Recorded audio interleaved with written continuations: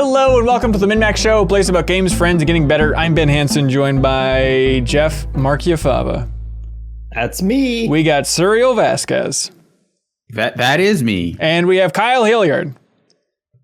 Hello. And in the future, we will have Leo Vader swapping in as well. We have a hell of a show here for you. This week, we're going to be talking about some smaller games we've been playing, like Olija, Persona 5 Strikers, Capcom Arcade Stadium, Ghosts and Goblins Resurrection, the BlizzCon news, Overwatch 2, Diablo 4, all that fun stuff. And then, obviously, the back half of the show, we'll have some great community questions. If you're listening to this or watching this and saying, what is wrong with these morons? Why do they look so stupid? What's with those board games behind Jeffem? No, and you're wondering why we're not talking about the big PlayStation stream and the reveals from that stream, the news coming out of that. We are not doing that in this episode, but we are, for the first time ever at MinnMax, we're going to record a bonus episode of the podcast where we break down all the news from the PlayStation State of Play. So if you're watching this and listening to this, there should be another show in your feed that you can go to for that. But it's not going to have the community questions. It's not going to have the fun, the pizzazz, the glitz, the glamour that this show here will have. Yay? Right. Good sell. Okay, great. Thanks. Okay, out of the gate. Some people in the community have noticed, hey, it has been a little while since you all have done The Deepest Dive, our big community game club discussions where we break a game up into multiple chunks and then talk all about it with the community. Everybody on Discord or on Patreon can submit a comment and then we'll read it on the show. It's a great way to talk about new games, old games. And the last one we did was Cyberpunk 2077, which, Jeff, if I recall correctly, that lasted for 3 years, I think. I believe so, yes. Yeah, so we took a little breather after that one, but now it's time to... Oh, yeah. To be fair, that game is still in the process of coming out, as it turns out. That is true. We should do it again once it actually launches. Just kick off the whole Deepest Dive one more time. But no, so people have been asking what we're going to do next for the Deepest Dive. There are so many options. There are several things on the roadmap up ahead releasing this year or having a connection this year that we just cannot ignore, and I'm looking forward to a lot of those. But we have time now for... This is kind of like the Chrono Trigger window that it was last year, right? Where it's like, there's a little bit of wiggle room. Let's do something we really want to do. And there's a game that I've always wanted to finish. And it's embarrassing how many times I've started this game and not finished it. And Kyle loves this game. Let's see. Top 20, I would say, conservatively for me. Maybe even top 15 or so. Okay. Let's see. I'm sure Discord will hate it. But Jeffem, do you want to give like the drum roll of a lifetime here? The next Deepest Dive is, ladies and gentlemen, as the drum roll cuts out, Batman Arkham Asylum. The first Rocksteady Batman game. Arkham Asylum, ladies and gentlemen, not the sequels. I'm really looking forward to playing through this game. It has been on my pile of shame for so long. It is available... I drew it. Oh, that's beautiful, Kyle. It's available. The announcement? I think so. But it's available everywhere. You know, you got it on Steam, Xbox, PlayStation. I guess not Switch technically. Also not Wii U if you're going back in time. But you can play the remastered edition, any version of Batman Arkham Asylum. We welcome everybody to play through this game with us. It's like 12 hours long, so it's a tough one to divide, but we're going to try dividing it in half and have two discussions. So you can play through the first half of Batman Arkham Asylum, and the stopping point will be, Kyle said is a good point, is when you get the line launcher. So there's going to be some other things happening, probably some sort of climax. You get the line launcher, that's where you stop, and then you submit your thoughts on the first half of the game over on patreon.com/MinnMax with 2 N's so we can read it on the show. And that is going to be March 8th is when we'll be looking for your feedback on the first half of Batman Arkham Asylum, and then the next week, March 15th, for the second half of Batman Arkham Asylum. I'm so excited for this, Kyle. I can't believe have you finished any of the Arkham games? Yeah, that's the weird thing. I love City and I love Night.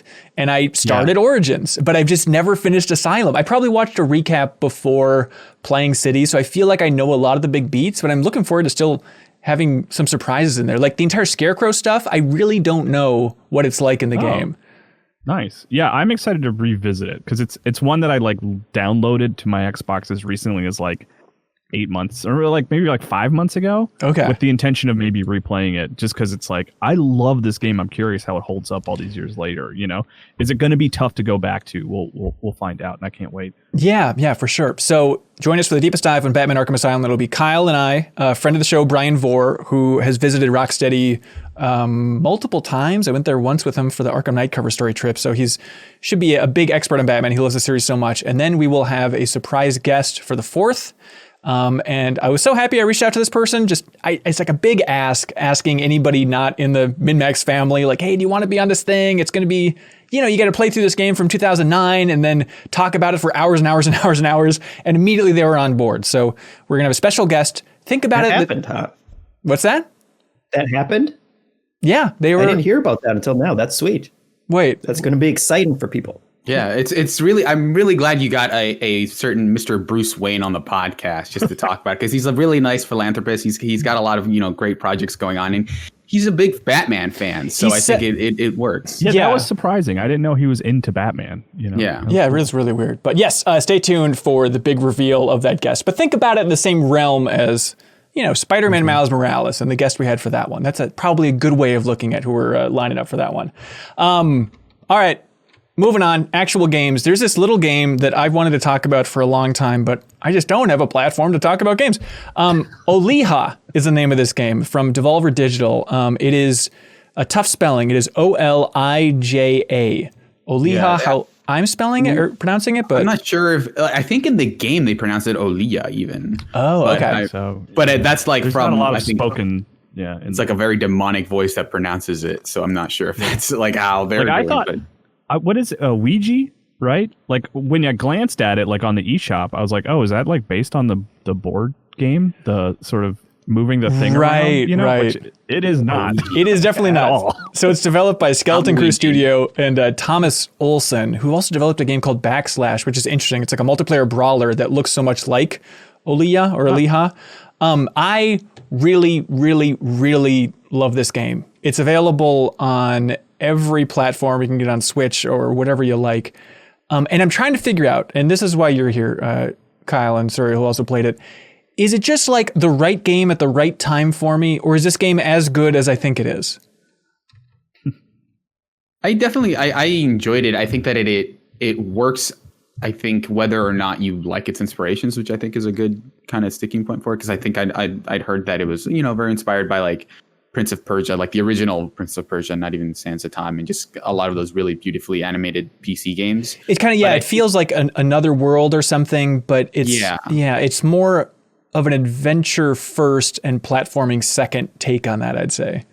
I mean, I don't know that I fully agree with that, because I feel like they meet in the middle, because I feel like it is a good mix of like, here's the entire kind of progression of a game, and then here's like an interesting story that just happened to be 4 hours. That's maybe one of my favorite parts about it, is that it is like no filler really, of just like, here is your basic goal. You're going to accomplish it. They basically tell you how big the game is from the outset, where it's like, okay, you unveil like one of the regions, because the whole premise is that you're Faraday, I think is your last name. Yeah. And so you're like this shipwrecked captain of a ship, and you're looking for your crew. And also you're trying to get out of it because it's kind of like a hostile land. And so you're kind of looking for these keys that'll help get you out, through like there's like some mysticism involved. So like as you're revealing the maps, which is what let you access the next few levels, you start revealing areas of the map, and you see that it is 1/4 of the map gets revealed at first. And so you kind of are aware that whatever loop I do here, I'm doing it 4 times, which not like, it's an interesting way to kind of establish, here's how big our game is, and we're just going to take you through it. It's going to be 4 hours, or we're not going to like have you doing a bunch of backtracking unless you want to go get collectibles. It's just kind of like, we're going to get you in, we're going to get you out really quick. It's not going to be a Metroidvania. It's just going to be working your way through this. Every area feels different enough. It's a great way of putting it. All killer, no filler. There's also, there's a home base, which I know you love, Hanson. Like, I do love it. Limited in a way that I kind of ended up liking, where it was like, your first time there, you're like, okay, I got to buy this little shack. I got to spend money to upgrade my health. And then I can also spend money to get these hats.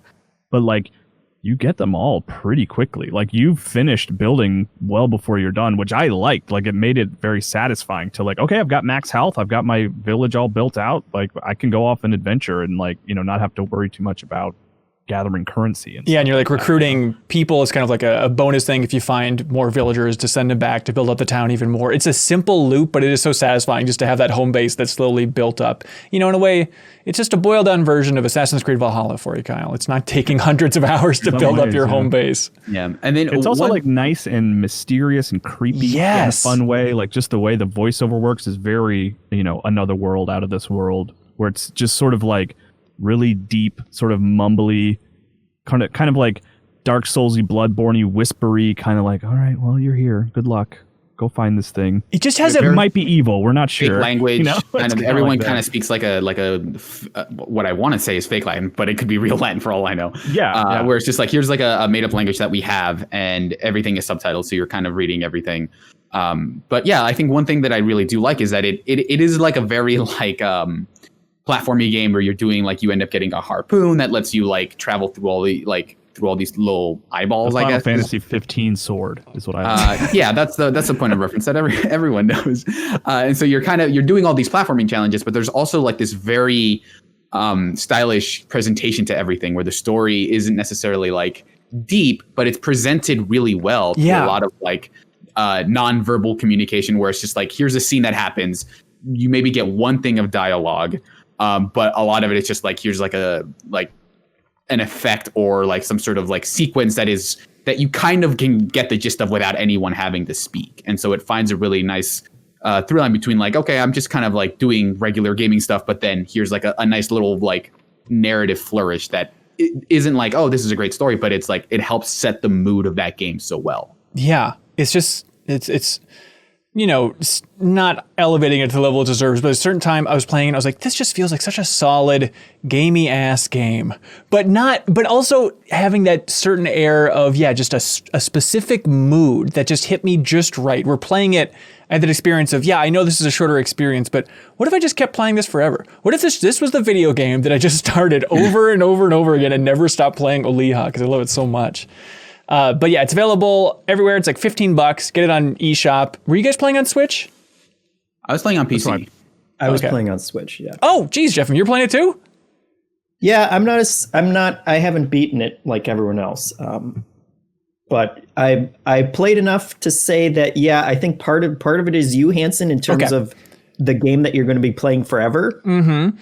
I don't know, this would be my forever game, but I agree with Surreal and disagree with you in the sense that the first thing that stuck in my mind too was Out of This World as well, in terms of that animation and kind of the being atmospheric in a way that a lot of, platformer games aren't. But then I appreciated that it is a much more competent platformer, and like the harpoon mechanic and stuff like that. There's more going on to the gameplay than any of those older adventure games ever had. And so, yeah, especially I've been enjoying it for that reason. And the combat too is good. Yeah. And the animation, I mean, it's that pixelated look, but there are times too where it's just you do a combo or just attack and it's like, God, that looks so great in that style.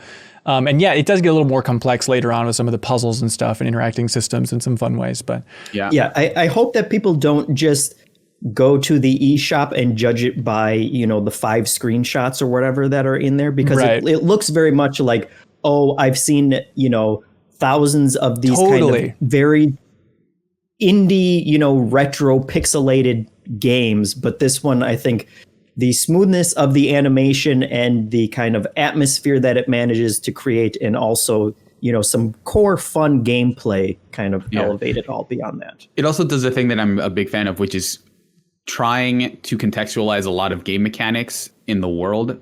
So like you can get resources pretty easily by talking to this guy, giving him like 25 gold and having him leave and come back. And then like the shop is like, there's this kind of mystical seller guy who is like, here are all your hats. And, like it's all like in that base, everything is built up as like, okay, here's the thing. In order to upgrade your health, you have to talk to someone who I think is a witch. And like every time you like come up to her, she's like very surprised and she'll like scatter a bunch of stuff everywhere. And so they do a lot of that stuff. And there are some sequences later on, like there's a stealth sequence later on that like at that point I wasn't entirely sure who my enemies and my friends were, but it's like all of that is like contextualized. Like the reason you are doing a stealth sequence is there's a specific reason you're doing it. It's not just like, well, in this part we've chosen to make it so that you can't fight enemies, even though like you kind of know that you could take them all. Yeah, that's Olija, everybody. Olija. If you're in the mood for a short, sweet, moody little game, definitely check it out.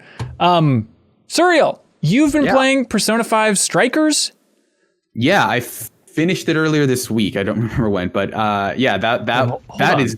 Have you played 5? I thought you hadn't played 5. I've beaten 5. I haven't played Royal. Oh, okay, sorry. And this I asked the question on Twitter, and people are saying that it basically seems to ignore all of the Royal stuff. So if really you weird. if you've beaten Persona 5 like I have, but haven't played Royal, this is fine. This kind of ignores that additional party member, which is weird. It is kind of weird in that sense, but I've been really liking this game. So it's Persona 5 Muso, Dynasty Warriors Persona 5. But I think the stronger sell is like this is more or less a sequel to Persona 5. Yeah.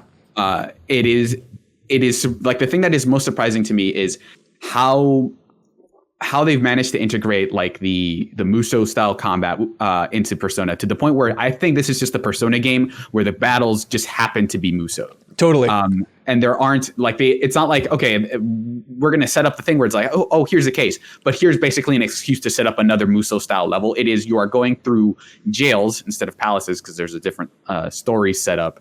But it's like you'll traverse through like, Shibuya that's been turned into the metaverse or whatever. And then instead of like, whenever you ambush an enemy, instead of like, okay, turn-based combat, it's like a short Muso with where you're killing a bunch of Jack Frosts, which everyone I think has always wanted to do. It's very true. Yeah. I mean, I streamed the first hour of it on our Twitch channel, just like, I guess I want to check it out. And I was so surprised, like, oh, I'm actually running around the back streets of Tokyo. I'm actually going to Shibuya. Like, it was really surprising. Okay, now I'm going to these dungeons. I mean, I think Omega Force's games over the last 10 years have certainly been, I don't know when we should stop being surprised, but I feel like we had it with, Hyrule Warriors, with Age of Calamity, just that feeling of like, oh, this is actually like a real game. It's not just Dynasty Warriors 2 anymore. But this is very much in that vein of really impressing me. And then I realized like, well, it's to the point where I respect Persona 5, but I never finished it. But it's like, if you're a big Persona 5 fan, can you ignore this? Like, do you owe it to yourself to actually check out this Muso game? Yeah, I mean, I don't know how much how much else they plan to do with the extended Persona 5 universe. Like, I don't know what the next game is going to be. So I think in some sense, this is probably just going to be spin-off territory where it's like, oh, if we move forward, we're probably going to ignore the storyline. But I actually ended up really liking the storyline. And but to go back to like the structure of the game, one thing like Omega Force has gotten really good at like not just kind of phoning in the fact that they're using licensed games and actually taking full advantage of it. Like there are just straight up parts of this game where you're just listening to dialogue for like, half hour, an hour, where like towards the end of the game, there's a part where it asks you to save your progress twice and there are no combat. There's no gameplay. It's just like, here's an hour of story. Would you like to save your progress? But I think the crazy thing there is like, even in the first hour, I was surprised that so much of it is just like, hey, let's just get the crew back together and let's all just talk about what we've been up to, how we're all doing. It's like, oh man, this is a very satisfying thing that even though I haven't finished the game, it's like, if I was a fan, I would love this crap where it's just everybody shooting the shit, sitting around together. I also think as someone who like has dabbled in like Muso games before, but isn't like a huge, this is my favorite Muso combat in this series, because what it does is it gives you a reason to use different combo strings, which I think in the past have felt mostly for Flourish, because the way the combat works here is actually kind of different, because you have all the elements from Persona 5 where it's like, okay, here's fire, ice, lightning, psi and nuclear, which is the two they added in 5. And those weaknesses all still apply. Like Jack Frost is weak to fire, and you can use spells and stuff. Like you can straight up they all have AOE's now instead of being targeted. So it's like, Agi is going to use fire on a circle of enemies. But if you use those to be like, okay, here's how I'm going to win the battle. I'm going to use spells that counter enemies. You're going to run out of SP really quickly. But instead, what you can do is you can end like your combo ender. If you do it right, will summon that spell for free instead. So like once you get into the harder battles, you're kind of incentivized to, okay, I'm going to do square, square, triangle to, use that, and that buffs up my party. And then I'm going to use square, square, square, triangle. And then that's what, summons uses an elemental spell that hits the enemy weakness. And so instead of like, oh, well, I guess I'm just mashing buttons and seeing what cool stuff I can do, you're actually thinking more creatively about, okay, what do I need to do and how can I do it? And it can get kind of intimidating because you're doing that with your base character, Joker, and he can have different personas, and each of those personas is going to have a different set of spells, right? So it's like trying to relearn your character every time you get a new persona. But I ended up really liking that system because it felt like I was actually thinking about it. And the combat is actually probably harder than a lot of other Musou games where random enemies can actually, like, if you're not careful, they will like just wreck you. But once you master, like, okay, I need to dodge out of the way of this thing and then use this specific combo, I think it actually works really, really well. Oh, nice. Yeah. And just the presentation, we should mention, obviously looks great. I mean, the collaboration between Omega Force and the Persona Studio is unbelievable. And believe it or not, Kyle, are you sitting down? Mm-hmm. The music, the music is very good. So just brace for that, please. Yeah, it's a lot of like new renditions of like classic songs, but there are a couple of new songs. But yeah, I enjoyed the music all the way through, and there's a couple of like interesting nods to other Persona games in there as well. Interesting. But yeah, I think a lot of people mentioned that the story isn't as good as Persona 5, which I ultimately agree with, but I think it hit me kind of personally because it's like it's a road trip thing where you're traveling from different cities, and it actually is kind of mirrors a trip that I took to Japan last year where I went to a bunch of different cities, to the point where like telling you my full itinerary on that trip might actually spoil the game. What? And because it's weird, like I didn't visit all the exact same cities, but it's like the kind of where I started and where I ended, I think are actually kind of the same, which is weird. But it's like, yeah, just seeing these characters, like, there'll be, we have to stop this person from doing this bad thing. But also it's like, we rented a camper, we're in an RV and we're traveling to, from, like one city to another. It's going to be like a 7-hour drive. And they're just talking about because they have two people who can drive, and Makoto is one of them because they're like the older kids, and they're like, are you okay? Are you sure you're okay for this drive? And she's like, yeah, we might need to stop at a rest. And like that kind of like bonding stuff, I think, is actually really well done. Like the overall plot line is okay. It's kind of a redux of the original Persona 5, where it's like, these people are being controlled and what's going on.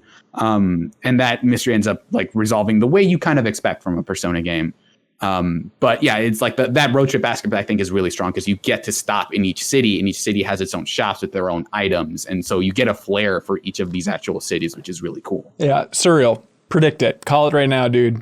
Will Persona 5 Strikers be on your top 10 list at the end of the year? I was thinking about that actually just this morning, and I think there's a good chance it will be. Ooh. I could see it being in the bottom half, but right now it's probably like, it's probably up there for me right now for sure. Nice. I was surprised that it was on Steam.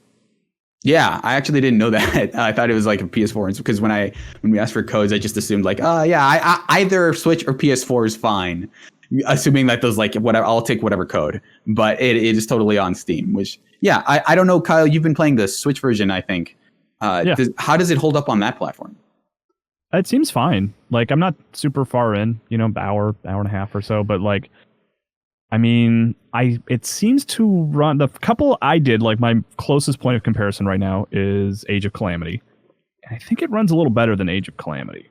I heard there's also fewer enemies in general. Yeah, I think the battlefields are also smaller. Like they're cities, obviously, so like they're less crowded and they're less like expansive and more kind of like buildings everywhere, and the battles are usually smaller. So I totally feel that. And I wonder if that's. Oh, go ahead. I was just going to say those moments where like, where you're talking about where it's mostly story, where you're like sitting around in a group and chatting. It's like, it just makes me bummed that like Persona 5 proper isn't on Switch, because I was like, this looks exactly like Persona 5. Like this game clearly could work on here. So close. It's so frustrating. I do wonder if that's like, that Switch version was a way for them to test like, okay, we need to test to whether to make sure Persona 5 will actually run on this thing. And maybe we can build this Switch version. Like this is a good chance to test our tech on a Switch. But they could totally just have done that as like, here's the initial work we're going to do with Strikers, and then maybe we can use that work to actually then port Persona 5 to Switch. It is like a Mass Effect 3 Wii U situation where it is very much directly a sequel to a game that does not exist on the platform that you can play it on. Right. You know? Especially They call it the Armored Edition, which is weird. I don't know why they did that. Yeah, but the fact that like Joker's in Smash and you can play the pseudo sequel to Persona 5 on the Switch. It's like there's all these ingredients are there except for this one glaring obvious hole. Well, there's got to. I wonder if it's like just some. This is just totally guessing, but like maybe just some contractual thing with mainline Persona games or something. I don't know. You know, with Sony. I don't know, but Persona there was 4's on PC, so I don't know. That was the thing. Is like I'm trying to remember. Serial, correct me if I'm wrong, but wasn't there some messaging from Atlas once Persona 4 released on PC where they're like, it turns out people want the games over there. It's like not that they're oblivious to this happening, but maybe just it hadn't hit home the sales potential of releasing it on more platforms until now. I wonder if there's like this slow trend of Japanese developers realizing that people want to play their games on PC, where it's like, oh, Square Enix is like, oh, okay, Nier Automata did really well on PC. Yeah, there was that messaging for sure. Yeah, I think it's definitely. And before that, Capcom's PC ports have just been like, oh, okay, these games sell really well on this platform. So hopefully we'll see more Atlas games hit. Yeah, for sure. Persona 5 Strikers is the name of that game. But speaking of Capcom ports that aren't available on PC and are Switch only right now, Capcom Arcade Stadium released recently, where it's 32 Capcom games, old arcade games. Jeffem and I have been playing it. We like arcade games. I'm always a fan of going through some history, and it's weird trying to do the Capcom math. It's like, okay, they have that crazy Street Fighter bundle on Switch. They also have the Capcom beat 'em up bundle on Switch, but now this is some Capcom beat 'em ups and some Street Fighters and a bunch of other random stuff, but certainly not every great Capcom arcade game is on this thing. Yeah, and it seems like whenever I'm looking through the eShop or other digital stores, I run into a lot of like Capcom clearly just like here's an old Capcom ROM for $6 or something that's just totally unreasonable. And it's like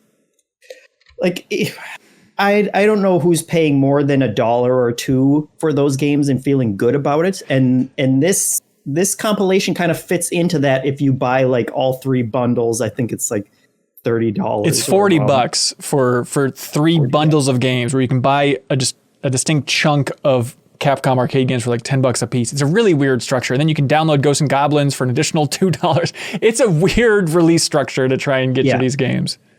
Yeah. But I didn't go into it expecting a lot because these kind of retro bundles usually don't do a lot in terms of making the games, interesting or more playable. But that was the one thing that actually surprised me about this is that they've added a few like quality of life things that, to be fair, I think a lot of ROM emulators kind of do the same thing. But this is the first time I've seen it where they let you, remap all the controls for every game, which, should be standard. And they include a turbo button, but then they also let you change the speed of the ROM, each ROM. And you can set it up. You can set up 2 extra controls where on the left stick, I have it so that or the left trigger, if I hold it in, it will slow down the game to like basically slow motion. That's awesome. And as soon as you release it, it just goes right back. So it's not, you don't have to toggle through a bunch of stuff. It's just kind of an instant slow motion. And on the right button by default for all games, if you hold it in, it will rewind the gameplay up to like 20 seconds. And that's also, you can just hold it in until you rewind through whatever screwed you over and then let go and you're right back into the game. And I think those things are important because so many of these games just aren't fun. Correct. The way that they were made. They were, old arcade games were made to just suck quarters out of your pocket. And they're so difficult that they were never fun. And the one thing that I remember from my childhood was playing Commando, which is one of the games in there. Like renting an NES because my brother and I weren't allowed to have an NES, and renting that as one of the games that we had for like that special weekend and not being able to get past the first level because the game's just freaking ridiculous in terms of how hard it is. And like these extra controls actually let you play these games and have fun with them and see more of them than the first 2 levels that you could play under like a reasonable skill level. Yeah, there's definitely a lot of Jeff, it's so I have distinct memories of looking at the back of boxes and seeing screenshots of later levels, and just as a child being like, well, I'll never see that. So yeah, that's it was all I'm gonna do with impossible. that, you know. It was just fan art at that point. Yeah, exactly. Right. Yeah. Yeah, but I noticed like some of the older games I think are more fun, like the 80s stuff like Vulgus and Section Z. Like there's some cool, funky 80s Capcom stuff in there instead of just the 90s. There's a lot of kind of run-of-the-mill brawlers thrown in that pack too. Yeah, they get real weird with some of their selections. Some of them were Japanese only releases. And you have to like actually switch to the Japanese ROM as you're going through the menu to then pop it up. And it's cool when you switch to the Japanese ROM, it changes the names of all the other ones. Or it was like, I forget exactly what it was. When I was in the Japanese mode, so I could play some game like, what was it called? Tatakai no Banka, just some other brawler. Then I just see like, what is this game called US Navy? That's so bizarre that Capcom released a game. And it was, I'm in the Japanese ROM mode. And they just released it in Japan as US Navy, the game. And it's just, you're in an airplane taking down things. Yeah, but it was interesting, and I want to hear your thoughts because like the brawlers are okay if you're going to go back and play Final Fight and, have nostalgia for that. I think that, obviously the Street Fighter, they have like 3 Street Fighter versions, which seems like overkill, but those are nice. But the thing that makes this pack work for me are the shoot 'em ups. And though, like, I have always enjoyed that genre to begin with. It's a lot of them in here. And yeah, there are a lot of them, and I think most of them are still fun. Some of the 1940X ones are a little basic, but you can tell that since it spans, like 2 decades or whatever of releases, they get more complicated and they get more interesting and they get more visually, impressive. Yeah, some of those I hadn't played before, like Giga Wing, but it's like it is just ridiculously busy in a good way. Like they're throwing so many coins and power-ups at you the entire time. Or there's this other game that I also never played called Legendary Wings, which is a shoot 'em up and you're in the plane, and then there's just sections where then it's like a side scroller and you're jumping back and forth between the two of those, which is really cool. Yeah. There was more experimentation there with the genre than I realized, I guess, because I only remember, a handful of them from when I was a kid. But you can clearly see like the evolution from just vertical shoot 'em up to like bullet hell shooters. Yeah. As they get more complicated. And again, like having those controls where you can just kind of slip into slow motion when you need it, or like rewind it if you get screwed at the end of a level or something, makes it so that even if you're kind of sapping the challenge out of it, like I don't care, I don't have to go back and beat these vertical shoot 'em ups legitimately in order to feel good about myself. Like I just want to kind of experience them and see the variety in each game, and it allows you to do that. Yeah. Do they have that like a vertical monitor option where you can turn it? That's pretty cool. Yes, you can play that on the Switch, which is really sweet. Yeah, and it's interesting. They added 2 options for that where you can turn it vertically and then just play with the controllers up. But they also add screen orientation as its own separate option, and that basically turns the game sideways. And you play it sideways, but it corrects the controls. So basically, you're playing vertical shoot 'em ups as a horizontal shoot 'em up at that point. But it works reasonably well for those kind of games. Yeah. Wait, are you saying like so if you're playing on a Switch Lite, is that kind of the idea? Like you're holding it kind of like, is that what you're saying? No, like it will like normally the games are oriented vertically. Yeah. It will just shift everything sideways, but then the controls work for sideways. You're like pressing up doesn't make you turn left or whatever like it would if it is actually up. Yeah, but so you can also play it on just a Switch Lite horizontally. Yeah, but you can also just flip your whole screen sideways too if you want to play it that way. Yeah. So. There's a lot of stuff that's missing in there. Like for fighting games, they got a lot of versions of Street Fighter 2, Serial. They have your precious Cyberbots, which you never stop talking about. I do love Cyberbots. Yeah, but like Darkstalkers isn't in there. The MVC stuff isn't in there. Even like Street Fighter versus X-Men, all that stuff isn't there, which is a bummer. Like maybe they're saving it up for some sort of Capcom fighter pack, I'm sure. Yeah. I wonder if it has to do with like the arcade boards they're emulating, because Capcom's always had like these tiers of like CPS 1 boards and CPS 2 boards, CPS 3. So I wonder if it's all like CPS 1 boards, which would explain why it's maybe like some Street Fighter versions and not others, because they made the transition. Yeah. So I wonder if that's the limitation there. But yeah, I guess I didn't expect Darkstalkers to make it, but I totally just imagined them being like, hey, 5 years from now, here's a bunch of other fighters all in one package. I can see it. Hey, Jeff, you know what game isn't as fun as its NES version? From my vantage point, a lot of this comes down to the music, but Bionic Commando in arcade? Like, the art is so weird, and I was expecting more, because I like that original game, but 70% of that is the music. Yeah, I'm a lot of those, there are just some god-awful platformers in there, too, that I had never heard of, that I played, for like 2 minutes, and was like, oh, what is this, and why would you add this to a compilation? Strider in the arcade is cool, I think. It's okay, yeah. That one wasn't doing a lot for me either. The Ghouls and Goblins one, Ghosts and Goblins, yeah, Ghosts and Goblins, like even with those cheats, like I had a hell of a time just getting past the first level. That game is just stupid. It is stupid, which brings me to my next topic, Ghosts and Goblins Resurrection, Capcom's new Ghosts and Goblins game that Kyle and I have checked out. Kyle, what did you think about this, not remake, but technically new version that remixes a lot of elements and adds some stuff to Ghosts and Goblins? Yeah. I mean, so far generally positive. I like the way it looks. It kind of has that like puppeteering kind of look. I don't know the best way to describe it, but like it's got a unique look, Yeah. And it's one that like it's one that I've always dabbled with when that Ghost and Goblins game, like when it came to Game Boy Advance, I played it a little bit. It's like it's one of those like games that I'm like, I think I'm really supposed to like this. Yes. Like I can't make any progress.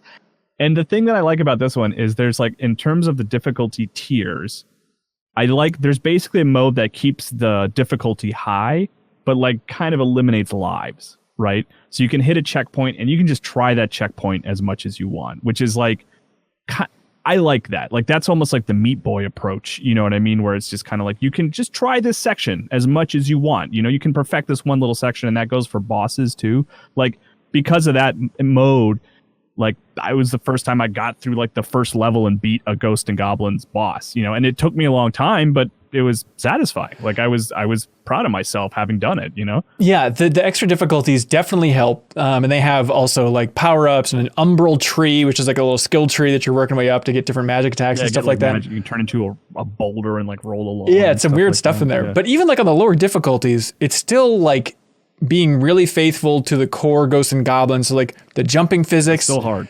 Still aren't great. And then the enemy AI is still just enemies charging you mindlessly. It's just, I was not having the greatest time with that. How long did you spend pressing every button to try to find the sprint button? How much time did you spend on that? Kyle was 3 hours. I spent a lot of time and still continuously are trying to find the sprint button, even though it does not exist and it never will.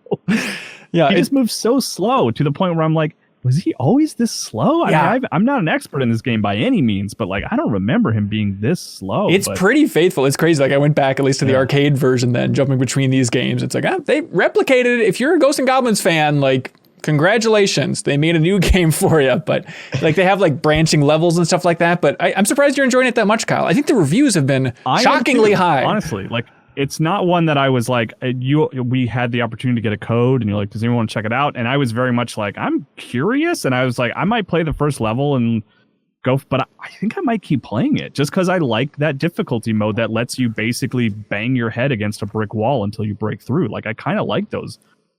It's like, as long as it's not throwing me too far back. Yeah. Like, I kind of like those challenges sometimes. So, yeah. It's just on Switch right now, but I forget if they have a special deal, but I'm sure at some point it'll be making its way to other stuff. But Ghosts and Goblins Resurrection, everybody. Kyle, bless your heart. Thanks for being here. Anything else you want to say real quick before you clap out of existence? I started playing some more Ring Fit last night, and they've added a rhythm game that has like Breath of the Wild music to it. Really? Isn't that cool? Oh yeah, because totally there's like free. Wasn't it in the Breath of the Wild engine or something? Wasn't there some connection there? I've heard that, yeah, but it's not like, it's funny, the mode you just go into this, it's literally like a workout room, and there's a big Breath of the Wild poster on the back, and then you play a rhythm game where you have to like, you know, squeeze and pull in time with this medley of Breath of the Wild music. It's Jump Up Superstar from Mario Odyssey is in there too. It was like, this is an awesome freebie. I'm into this. Yeah. I thought you could pick the rooms and the songs separately. So you're like playing Jump Up Superstar while Hyrule's getting destroyed. And it's like, oh yeah. That'd be nice. That'd be all nice. Kyle, I just wanted to mention that. Very cool Ring Fit update that probably released a while ago that I totally missed. I remember seeing that headline a little while ago, but that's cool you're getting back to that. Is that thing still impossible to find? I see it at Target. Oh, really? Pretty often. Like, I don't know if that's for my little small, you know, suburb town here in Minnesota. I don't know if that's common. I mean, it's certainly selling like crazy. It's like in the top, you know, 3 on Nintendo's bestsellers NPD. So it's out there. People are finding it, I guess. But yeah. It's wild. Well, Kyle, give yourself a round of applause for getting back in shape with Ring Fit Adventure. Leo Vader, he's here. Thank you. Welcome, Leo. How's it going, man? Really great. Leo? Now that I'm on the MinnMax show. Yeah, no kidding, dude. Thanks for being here. Breaking news on the MinnMax show. People in the Backstage Pass watching this live, let us know. BioWare, we learned from Jason Schreier a while ago, was making the tough call along with EA about what to do with Anthem. And the Emperor came out and gave it a thumbs down. It looks like Anthem Next, the Anthem reboot, is not happening. BioWare posted an official blog post saying, in the spirit of transparency and closure, not disclosure, but closure, we wanted to share that we've made the difficult decision to stop our new development work on Anthem, aka Anthem Next. We will, however, continue to keep Anthem live service running as it exists today. Since Anthem's launch, the team has been working hard to continually improve the game, releasing multiple updates that brought with them a variety of improvements and introduced new content to play. Towards the end of 2019, we expanded on that effort and started working on a more fundamental restructure of the game. Then they go on to say, COVID was rough. A couple other things were rough. Game development's tricky. We're moving ahead on other projects. We thank you for sticking with the game, Anthem community. Leo, what's your gut reaction to that? Is it weird to open that with, in the interest of transparency? It's kind of a basic thing to announce that you're canceling a game. Do they keep that secret usually? Right. Well, I mean, they're not canceling the game. They're just stopping with their overhaul, you know, but I do think it's such a weird message for everybody in the community. It is supposed to be a live service game, though. So, right. You know, that presumably that was part of the pitch on that game, was it was going to continue going on. It's assumed with all live service games for sure. Yeah, it's in the name. They need to be live, but it's technically still there to play. It's just like a good reminder that take everything with a grain of salt in the entire video game industry. Everything announced, everything's always a work in progress. Anything can fall out at any moment. I mean, that's such a weird thing. And I hope that there's not too many gigantic Anthem fans out there that have been having their fingers crossed, waiting for this thing to salvage the game. They can finally get all their friends back into it. Because, I mean, they had that roadmap for people for reasons they should be excited. And all this rumbling about Anthem Next, like I could see myself getting a little bit excited about that game again, because I liked a lot of aspects about it. But yeah, you played the base game too, right, Suriel? Yeah, I beat it and did some of the end game stuff, but it was. I remember walking away from that game feeling like, man, that was really boring. Like there's a couple of quests there I think are really bad. Yeah. But I think it had what it needed to, which is like a really solid base. Like, obviously, even Destiny wasn't Destiny when it came out, but everyone kind of agreed that like, oh man, it sucks that I don't have anything to do because I would really like to do something with this. Right. And I think Anthem had that where, it felt really good to fly. I think a lot of the spell interactions and how that stuff worked was actually kind of interesting. They just didn't put together a game that made the best use of that. And it's kind of, a bummer now that they don't really have the chance to do that. I wonder if in hindsight, it would have been better for the game if they just did weekly, monthly updates or whatever, instead of waiting for the big overhaul that would never come. Well, they've been trickling out updates. Remember, I mean, a lot of those issues that people had at launch, they eventually patched out, like some of those ridiculous, gates that they had set up, which was so frustrating to play with and stuff. But yeah, who the hell knows? I would love to know what happened in there, the discussions they had to have. I mean, whether or not this is connected to folks leaving BioWare, you know, Casey Hudson and Mark Dara, a couple of old timers, they just saw that like, it's not looking good. EA does not seem that supportive. But I mean, if you're BioWare, how much would you want to stick with this thing? Best case scenario, you get a couple of headlines that are like, hey, it's solid now. You know, it's such a slog. I don't know how much of a payoff there is. Yeah, especially versus Dragon Age 4 having a lot of people optimistic about it versus Anthem gets a way more work to win people over on that IP. Yeah. I also think that Anthem was maybe the reception to the Mass Effect remaster just kind of maybe cemented it of like, oh, people actually just like absolutely love the heck out of this franchise. Yeah, you can just go ahead and make another one, even though Andromeda was like not super great. I wonder if that's just like, yeah, this like sci-fi franchise, we already have one of those. You don't need it. Turns out people still love Mass Effect so much that you may as well just work on that instead, right? Honestly, maybe even some of the new stuff for Anthem, whatever they're working on, could apply to Mass Effect. Like they could take that and say, maybe this will be part of the multiplayer for Mass Effect 5. Yeah, it's an interesting idea. I mean, it's still an interesting world with Anthem. The base concept I remember being frustrated by because they're like, oh no, the entire idea is that it's a galaxy that isn't done. Like it was abandoned before the galaxy was finished. That's the basic concept of the world. And I remember going on the cover story trip and talking to them so many times, and they're good dorky guys, you know, it's BioWare. I remember asking them so many times, like, how would you know if you were in a galaxy that was not finished? Like, how do we know that our galaxy isn't finished? So it's like, well, there's storms everywhere. It's clearly unfinished. It's, yeah, but that would be their default. Anyways, the point is, it has like some interesting ideas to the lore, and I wonder, my best case scenario is like maybe they would just make a small little RPG, even just like on the scale of their weird Dragon Age Facebook game, just like some sort of isometric little RPG that would maybe continue that storyline in some way. It'd be fun to have some tip of the cap to fans. I could see there being like 2 novelizations of like that end up coming with Mass Effect for whatever reason. And one of the deluxe editions is just one of those bonuses that you get for $200.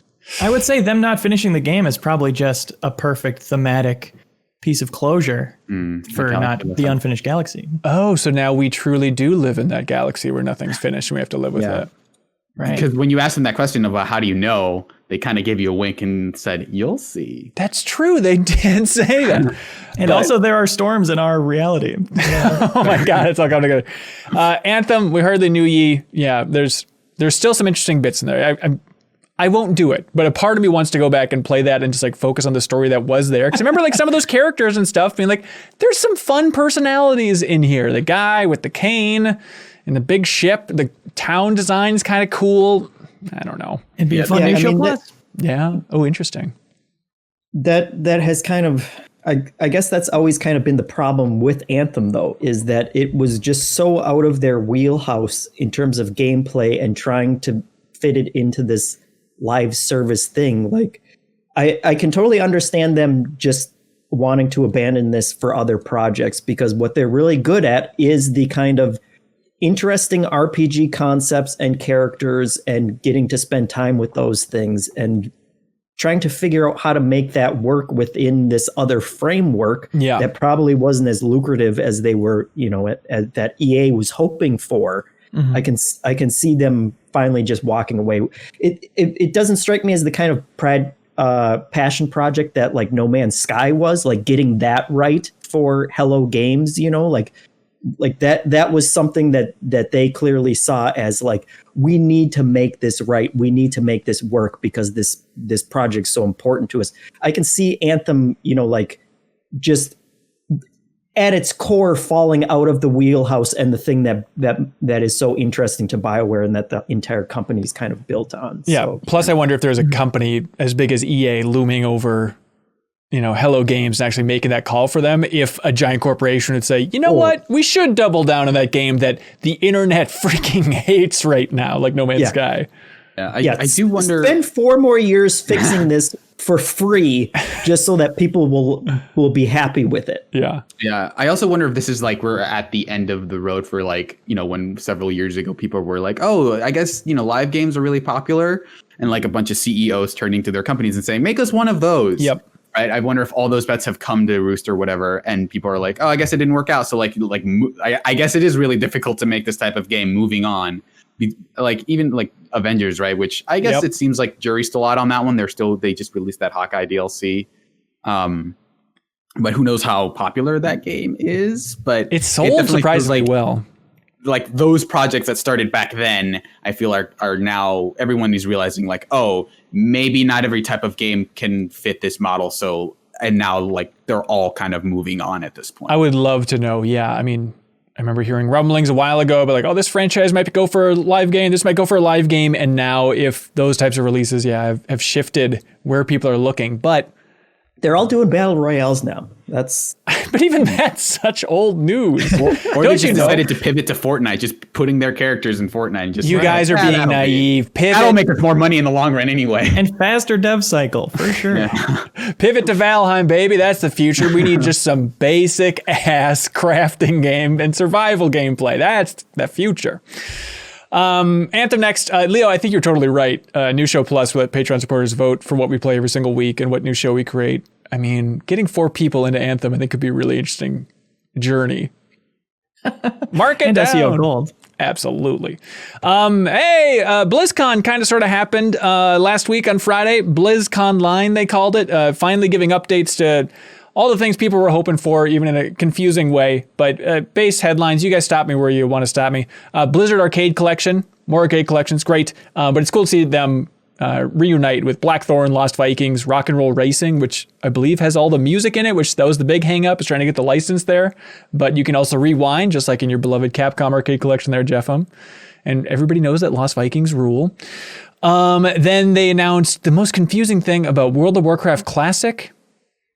They're releasing Burning Crusade Classic, which I guess they inevitably had to do, but I just can't wrap my mind around that idea about like, this is the basic World of Warcraft you want. And now it's going to be moving into the future, just on that weird timeline now. Yeah. I really feel like they had no choice. All my World of Warcraft friends have never been as into that game as they were during Classic, during the whole lifetime of Classic. Oh, really? They were speaking so highly of it. Oh, weird. But yeah, apparently you will now get to choose if you're playing World of Warcraft Classic, if you want to bring your character forward, and move along with the history of the expansions, or to stay just in classic vanilla WoW. But there's even more stuff. They also announced Classic Hearthstone, just getting all the classics out of the way, and then probably the interesting. Yeah. What is Classic Hearthstone? I don't know if it's just like a mode within Hearthstone where it's all just the original cards, but they show like the old Leroy Jenkins card and stuff like that. From like 5 years ago? Yes, it's classic, baby. Go back and enjoy it. I mean, as somebody who, stopped playing Hearthstone for a bit and was immediately just outpaced and didn't know where to come back in, that's a enticing proposition. Guess, yeah. That's when I was most into it. It was right around launch, for sure. That makes sense. And then the biggest announcement was something that I guess we talked about it on the MinnMax Council, the Patreon exclusive podcast, but the rumors came true. They are remaking Diablo 2, and don't be confused, this is Diablo 2 Resurrected, whereas the game we talked about earlier was Ghosts and Goblins Resurrection. So please keep that in line. But Diablo 2 Resurrected coming out on PC and consoles, including Switch, and there's cross progression, and it's releasing this year, which is super cool. So the ability to jump back and forth between your PC save and your Switch save.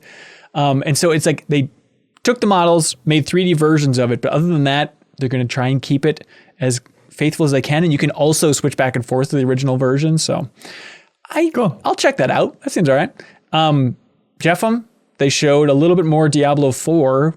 You're a big Diablo fan. Anything catch your eye there?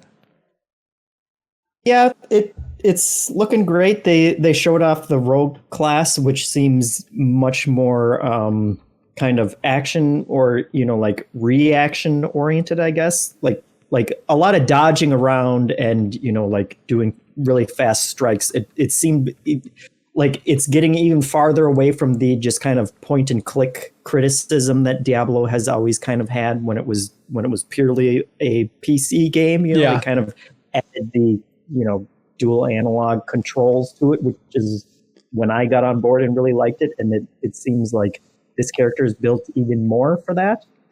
I feel like Diablo 4 is one of those games that I'm sure I'll enjoy playing it when it comes out, but I don't know how much more I need to know. Like they could release it and I'll enjoy it when it releases. But like the trickle of news about new classes and stuff, like I assume it'll be good by the time you guys get it out the door.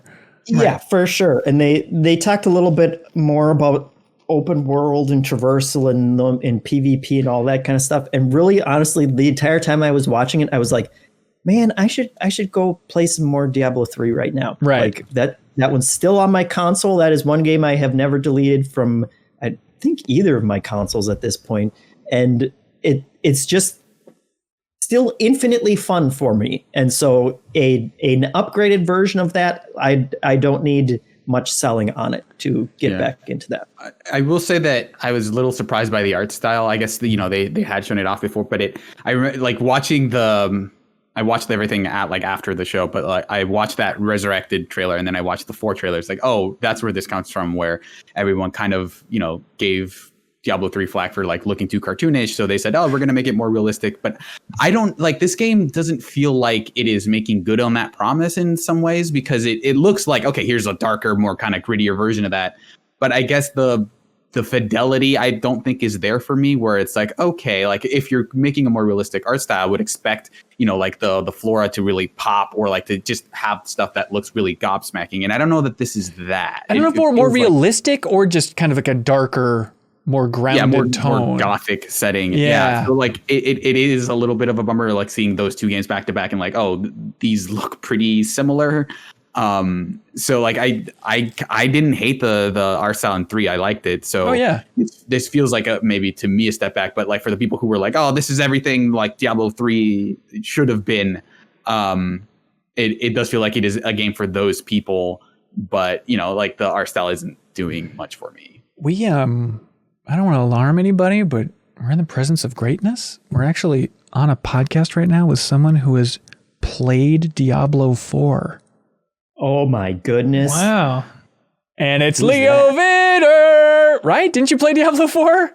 I did. I played a few hours of it. And I went and visited Blizzard for the Blizzard cover story where we did all the stuff they were going to talk about at BlizzCon 2019. Yeah. So Overwatch 2, Diablo 4, and Hearthstone and WoW and that crap. Any high level thing from Diablo 4 from your time actually playing it that really stood out or would surprise you? I forgot I played it until this conversation started. So I can't really pull any fun facts about it. Besides that, we captured it with OBS. So, not so different. Celebrities, you and I. They also, it was weird in their big introductory videos, like, the hour or so stream of them running down all the highlights, they didn't show Overwatch 2. They said like, go to the Overwatch channel, we'll have a making of thing. And that was actually surprisingly good. They had an hour long kind of behind the scenes thing showing off what's going on with Overwatch 2. Some new teases, new maps, like they showed off Rome and New York City. And I understand it's easy to be frustrated with Overwatch and the state of Overwatch and the slow trickle of news and everything about Overwatch 2, but like seeing that team's take on maps just reminds you about how much amazing talent, especially in that art team there is. It just looked awesome. But Leo, did you keep up with the Overwatch 2 stuff at all? I also played it and I enjoyed what I played, and I read the new stuff that they announced. And I'm definitely most excited for the PvE aspects, because after I dropped off of PvP in Overwatch, I still came back for the PvE events for a while, and they were cool, but they were just a little flat. There was something about fighting that mass of enemies that became very repetitive, just from, wasn't that different fighting each of them, I guess. And that's something that they've addressed here, both in enemies that react more and have you blow off their legs and whatnot, which was already kind of in when I played it. Like, there are already more interesting enemies to fight, and it sounds like they are taking their time to make sure they're as interesting as possible. And the full skill trees, like actual PvE progression, is probably the most interesting thing in that package for me right now. Yeah, God. So watching the Overwatch 2 presentation, the entire time I was like, I just need a refresher. It's been a long time since, BlizzCon 2019. I was forgetting how this thing was actually structured. So they have the classic, so they have a campaign in Overwatch 2 where it's like set characters, and it's co-op where it's like, okay, you can play as these two characters going through this little mission, go through it. Jeff Kaplan explained some of the stuff in an IGN interview afterwards. And so for the main campaign, it's like, that's going to be story focused. It'll technically be replayable, but how many times are you going to replay the campaign? But then the bulk of the replayability on that, in that arena, is for the PvE stuff, which are called hero missions, where they're kind of redesigning maps. And then that's what you play then, Leo, right? Where you're just going up against null sector robots or Talon troops and stuff like that. Yeah, I played a little bit of the campaign too. And it's fun. There's some variability in who you can pick for the campaign. There's 5 you can pick for a 3-person mission or something. Okay. And then you'll get different dialogue depending on who's there. Gotcha. But they talked about having hundreds of missions, and then you kind of read the fine print on there. Hundreds of hero missions, the replayable stuff. And it's things like different times of day and different weather effects, which are not nothing, but I'm sure, they're counting that as part of the hundreds. So it'll be little variations like that. Yeah, there's definitely moments of that kind of behind the scenes presentation where my eyebrows raised, where they spend a lot of time talking about the sound design. Like in Overwatch 2, the way you shoot your gun, the place you shoot it, it'll sound like, the bounce back and reverb from that type of room. Where it's like, this feels like a making of from 2011, not from Blizzard. It's just surprising. For some reason, when Game Informer was here, they didn't want to make a video about it.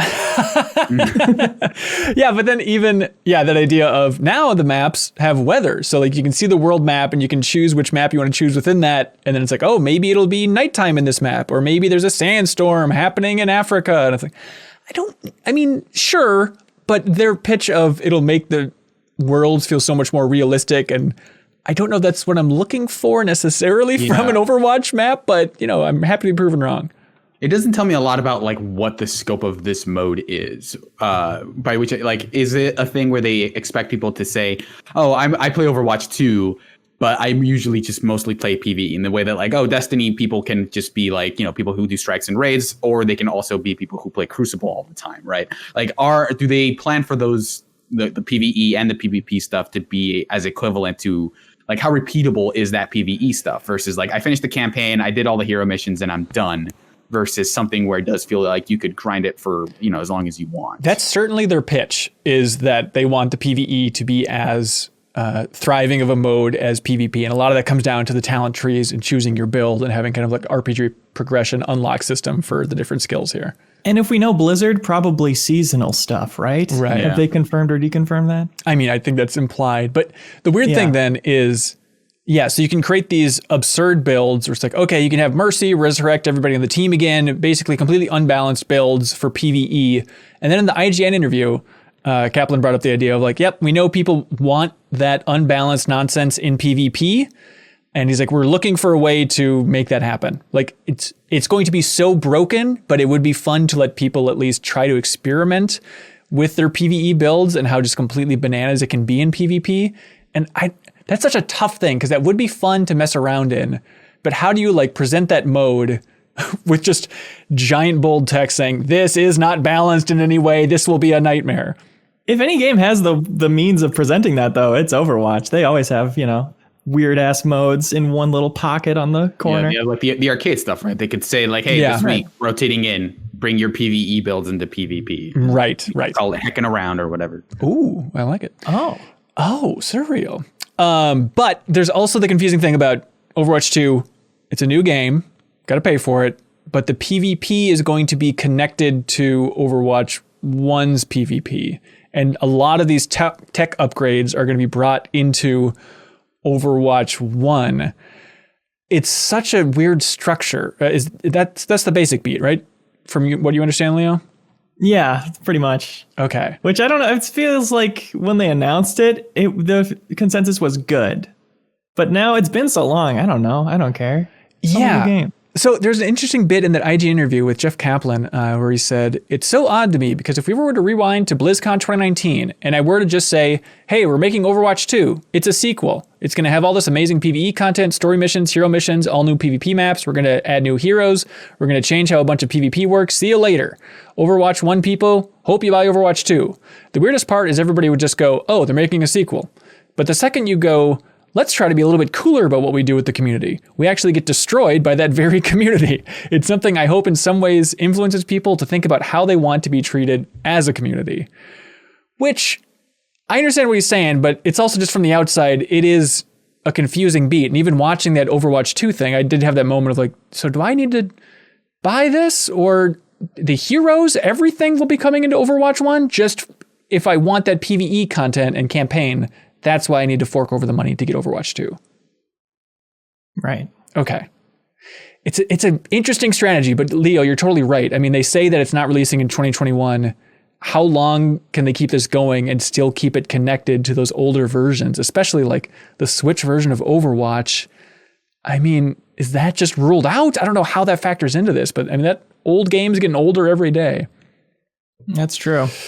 It's a weird one. It's tough hearing developers talk about how rough their community treats them, because it's true of every game that's big like this. Whether the community likes it or not, the loudest, most people will be angry about it at all times, and nobody should make video games. I mean, it's really the only answer. It's the smallest thing, but even just, Hitman recently, there were the MinnMax featured contracts, thanks to Leo and the community for designing those. And even being tagged in official IO or Hitman tweets, it's like, hey, check out the new contracts from MinnMax show. Just getting tagged into that and getting sucked into the whirlpool about just everybody on Twitter screaming at a developer, it is just a nightmare. Like anytime throughout my history, I've been tagged in anything that a developer has tried to tweet out, seeing just a fraction, just a glimpse of what they have to put up with every day, of just the amount of people screaming at them, fix this, it's on fire, you freaking idiot. It is mind-numbing how they can even tolerate Twitter. It's a nightmare. It's a nightmare. Game development's a nightmare, but check it out if it's for you. Hey, Jeff Marchiafava. That's me. Do you know how this whole thing operates? Super consistent internet. That's right, everybody. Otherwise known as Patreon. Patreon.com/MinnMax with 2 N's. We appreciate everybody that supports us at any tier. If you support us at any tier, you get access to the Discord. You can submit questions and comments for the MinnMax show and for the Deepest Dive. You can unlock the Patreon exclusive podcast feed, which has the Patreon exclusive podcast MinnMax Council, podcast versions of the Deepest Dive, including the upcoming one for Arkham Asylum. Everything good under the sun. So thanks to everybody that supports us at that tier. Also, support us at any tier, you can compete in Trivia Tower. We'll have a new episode of our new trivia show in the middle of March. So please look forward to that. And thank you to Will Cornelius. He wants everybody to know that if you own an Android or Tizen OS smartwatch and are looking for a unique watch face with a retro sci-fi futuristic design, check out and download the Facer app to your smartphone and look into the creator Cyberpunk. The creator Cyberpunk from the Facer app. They have over 100 original watch faces, including neon and metallic backgrounds, unconventional time and date settings, dynamic battery life and stat tracking, new series of faces based on Dune's great houses. I know the MinnMax community has been reading Dune recently, so there you go. And free and premium faces are available for $4.99 a month. So thanks so much to Will Cornelius for supporting MinnMax in the big way. Also, Leo, it's the MinnMax show, and it's February, so it's time for one thing, baby. We're talking Spinch. I am 8-Bit wants everybody to know that you can get Spinch right now on Switch, the physical edition from I am 8-Bit. It is the exclusive edition with illustrated zine by Jesse Jacobs, reversible cover sheet, art by Spinch creator Jesse Jacobs. Spinch is developed by Queen Bee. It's kind of a psychedelic platformer. It's wild looking, and you can get the physical edition only from I am 8-Bit. Also, you can get the soundtrack, the psychedelic tricolor vinyl with die-cut mouth portal jacket. It includes 1 of 3 limited edition art prints with the vinyl soundtrack to Spinch. Spinch, Leo. Spinch. The Grinch's rival. That's it. And you can go to I am 8-Bit store. They support us in a huge way, so you can always support them. And you can go to their store and use the promo code Valentines. All one word, obviously. Valentines for 10% off everything under $100 in I am 8-Bit store. And they are so generous there at I am 8-Bit that every single week they give a wonderful prize to the MinnMax community, who we deem as submitting to us the finest question of the week. And this week they are shipping out the Uncharted Lost Legacy double album vinyl, which is beautiful. And so we will be shipping that out to whoever has the best question submitted on Patreon. You ready? Ready. Yeah. Yes. Leo, are you really ready for this? Yes. Because there's a lot of wonderful people out there, and they spend a decent amount of time submitting a question saying, I hope this gets read on the show. I hope they like this. I hope the question is so good that I am 8-Bit ships out something good. So I just want to make sure we're appreciating everything that's going on the other side of the screen. Of course, we appreciate you listening. Perfect. Ben Shively submits a question and says, I recently saw this question. I've been thinking a lot about it. Do you think achievements and trophies are good for video games? While yes, they add more challenges to accomplish in their respective games, but for achievement hunters like myself, they turn games into checklists. Rather than play games for pure enjoyment, I will regularly make sure I am proceeding down an optimal path through a game to unlock as many achievements as possible, sometimes even making me lose interest in a game because it doesn't have achievements or they're too monotonous. What do you think? This is definitely a case-by-case thing for me, where I think there are certain games where I think they work really well. Something like, for example, Cuphead, I think is really cool to have, like, hey, like basically those kinds of games with like the checklist is kind of cool in that you can, okay, you beat the game, but can you beat the game, getting S ranks or like killing this boss without getting touched? Like things like that, where the challenges feel like they're an ingrained part of the game, I think is really cool. But if you think about something like, Uncharted, where it's like, oh, you could go back through the game again, but this time you're pulling up a guide to make sure you don't miss any of the like artifacts throughout the levels. Like that to me feels like one of those things that achievements have brought of just like, we need to make sure that there are, gamey goals in every game. I think that's where those kinds of games, I think, definitely suffer for it.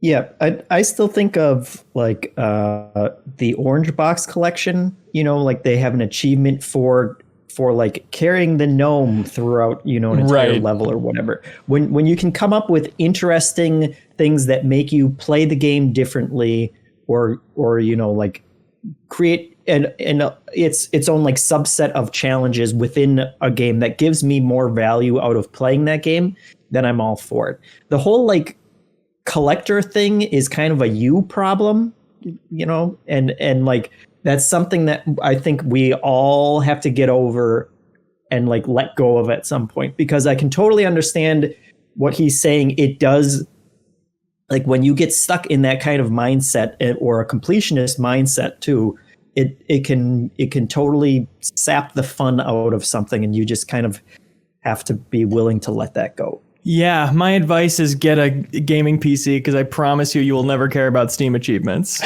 I can guarantee you. There are definitely times where, even playing something on Switch, I feel pretty good about like, okay, I can engage with it. I don't feel any pressure to engage with, this system that I don't want to interact with, because there are achievements there, because on the Switch, they don't really do anything. Like there aren't any achievements. So sometimes there are certain games where I do want to just not worry about that stuff. Rich McLaughlin submits a question. He asks, what's the most inexplicable thing you've experienced in a game? And then he tells this tale that's bone chilling. Is that a phrase? Blood curdling. He says, one time as a kid, I was playing Sonic during a thunderstorm. Lightning struck near the house. The power flickered, and I ended up in a debug menu. My feeble kid brain was convinced it was some sort of Back to the Future magic, and I spent hours jumping in the same spot trying to recreate it. That seems absurd. Is that possible? Like a power surge or something, like the power going out in just the right way could bring you to a debug menu in Sonic? I hope that caused him to, every time there was a thunderstorm, to bring out that game and say, watch, I'm having a thunderstorm party at my house. Everybody, we're going to go back to the debug menu. The weird thing is Rich McLaughlin went on to be a game developer. He made Switch on Xbox here. And I wonder how influential that was, like seeing the debug menu for Sonic as a kid was like, oh, the games are made. I see. Did he put a Easter egg in that game where it says, if thunder strike nearby, then... Yeah, you have to get struck by lightning in order to get to it. Right, yeah. I think so. Which is bold. Mm-hmm. And it's an achievement, too, which kind of screws up your whole achievement score. Yeah, this boss can only be defeated if you are struck by lightning and transfer the lightning to the enemy. Does anybody have something inexplicable from a game that they've experienced? It's usually just buggy. Just last night in Ghost of Tsushima, I threw down a smoke bomb and 7 people got caught in it, and they were coughing for a second, and then they disappeared. Which is kind of the opposite of how a smoke bomb would work. You'd think I would disappear. And nobody will ever believe that it happened, Leo. You're the only one. There was also in Rec Room, there was this guy I kept running into who was pretending to be an AI. And there are other videos of people running into him on YouTube, but it was just this guy who never broke character. I forget what his name was, but it was something, his username was something believable as an in-game character.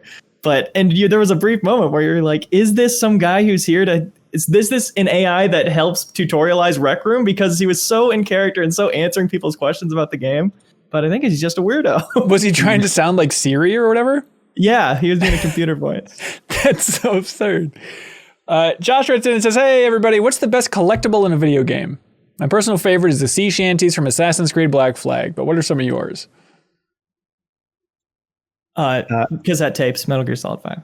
Ooh, that's good. Something nice and tangible. This will change the mood of the game, literally. Right. That is good. I was going to say, in that kind of like Xbox era of game when people didn't realize they could sell old ROMs back to us, like the Ninja Gaiden, where you could unlock the old Ninja Gaiden games. And there was a Nintendo game like that too, right? Well, Animal Crossing, yeah. Oh yeah. And I think Smash Brothers had this weird thing where you could play demos of a bunch of classic. I think it was Brawl, where you could play a bunch of like demos of virtual console games. God, I forgot about that. What a weird era. Yeah, I guess that's smart. Yeah, unlocking other games by playing a game is pretty sweet. Hard to beat. Yeah, that's definitely the way to go. I mean, I don't know if I prefer that or just the Yakuza thing of just like, we'll just put Virtua Fighter in the main menu. It's just like at the boot up menu for Yakuza. It's like, you can play Virtua Fighter 5 if you want, whatever. Tom Blackburn says, hi, Surreal. Can you speak? How did he know you were here? He knows my name. Can you speak on the value of single player in fighting games?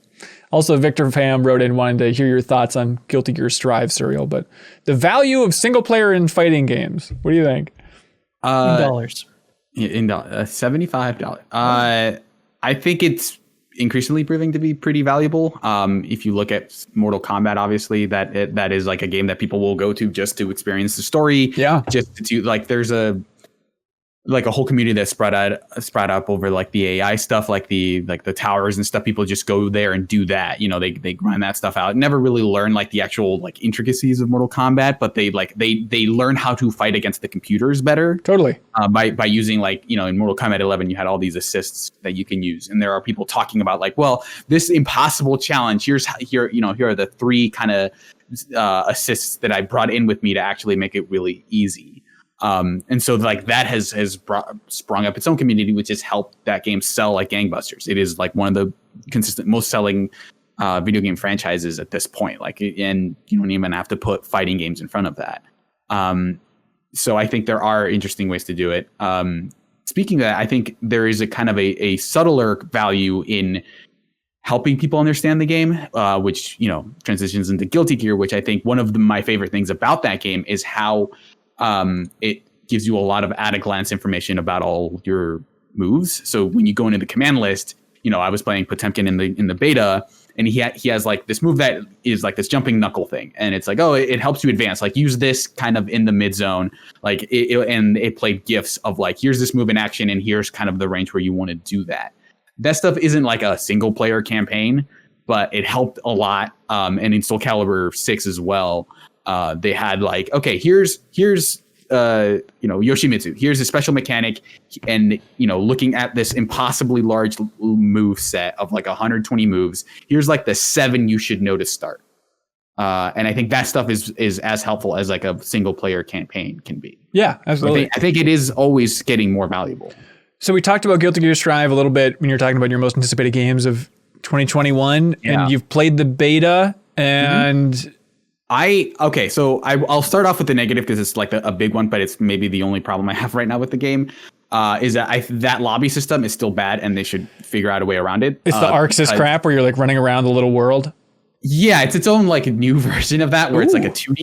You build like a voxel version of yourself, which is like a 3D sprite basically, and you can build your avatar. But what you're doing is that like their lobby system and their ranking system is one thing where you pick like, okay, where do you play? East Coast, West Coast, you know, like Japan, Europe, whatever. You pick your region.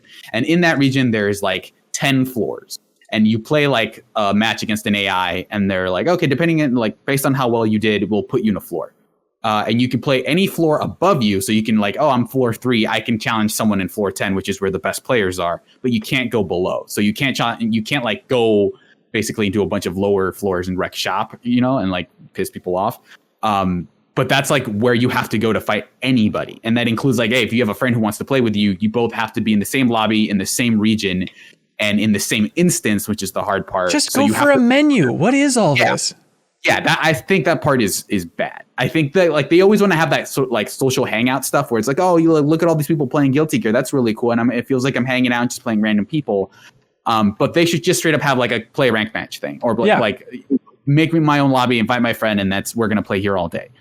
That said, they actually, one of the biggest improvements they made from the last beta is they actually implemented rollback netcode, which it used to be delay based, which is kind of like the older standard, and now like. I had nothing but great matches, and people were reporting, hey, I'm in, Europe playing against someone in Japan. Like, couldn't really tell. Like, it was really like the whole community coalesced about like, okay, great. We've been in quarantine, but there are certain fighting games that just became unplayable. Like Fan Blue really suffered from that. And, hopefully this is like a move towards all fighting game developers implementing this kind of better netcode. And yeah, like they announced the last character on the base roster, which is Eno, who's my favorite Guilty Gear character. So finally I have like a character that I'm like all in on. But even like playing the beta, I played Potemkin and I played Axel, which is basically Zangief and Dhalsim. But like those characters, it still feels really interesting and complex, which I think a lot of people were concerned about. Oh, they're going to dumb it down. Sure. They're going to make it too simple. And like, I'm still at the point where like, I'm still learning a bunch of stuff. I'm not still super huge into the combo system where it's like they got rid of the, light, medium, heavy will always usually combo. It's a lot more bespoke. So I'm not still sold on that part, but I had a blast playing the beta. It was really cool. Oh, nice. And when's that thing coming out? Guilty Gear Strive? April 9th. So it's actually pretty soon. Yeah, going up quick. I was playing a fighting game recently, Serial. I was playing SNK versus Capcom : Match of the Millennium, which is Neo Geo Pocket game originally. Is that right?